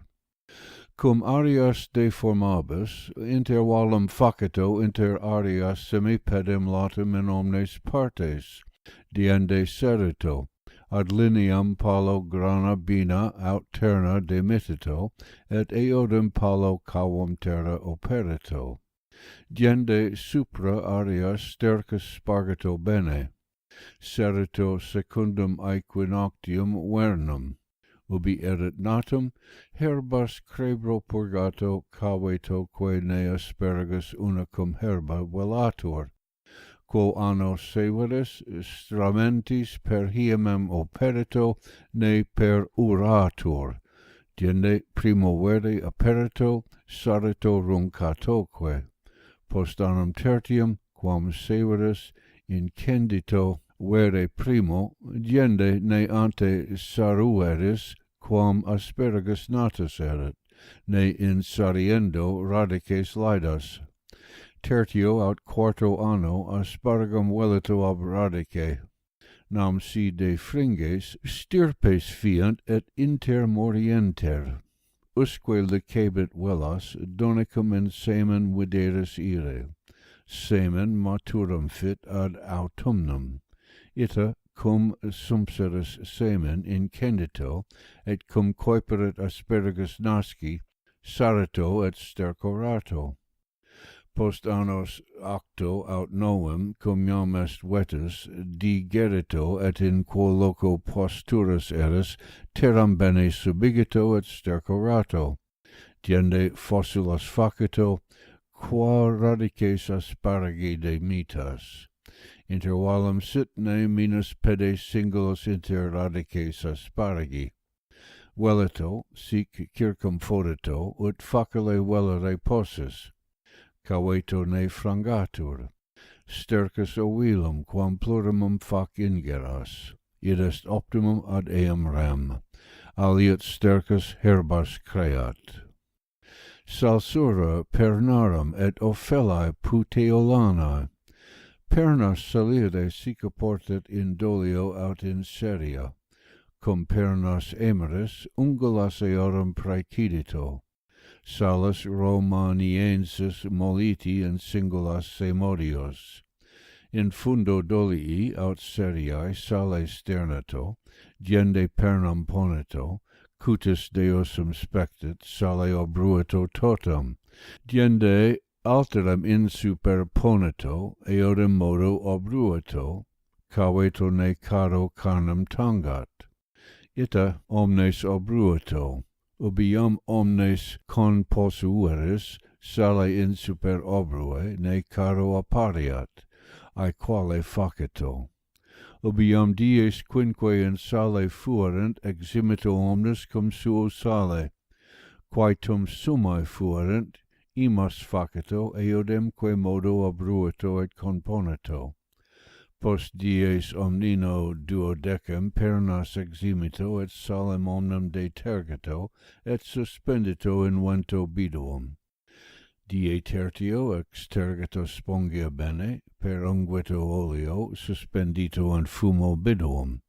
Tertio die demito, per unguito oleo et aceto conmixto, suspendito in carnario, ne tiniae nec vermes tangent.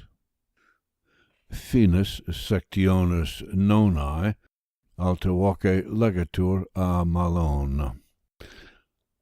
Finis de Agricultura, Marci Porcii Catonis.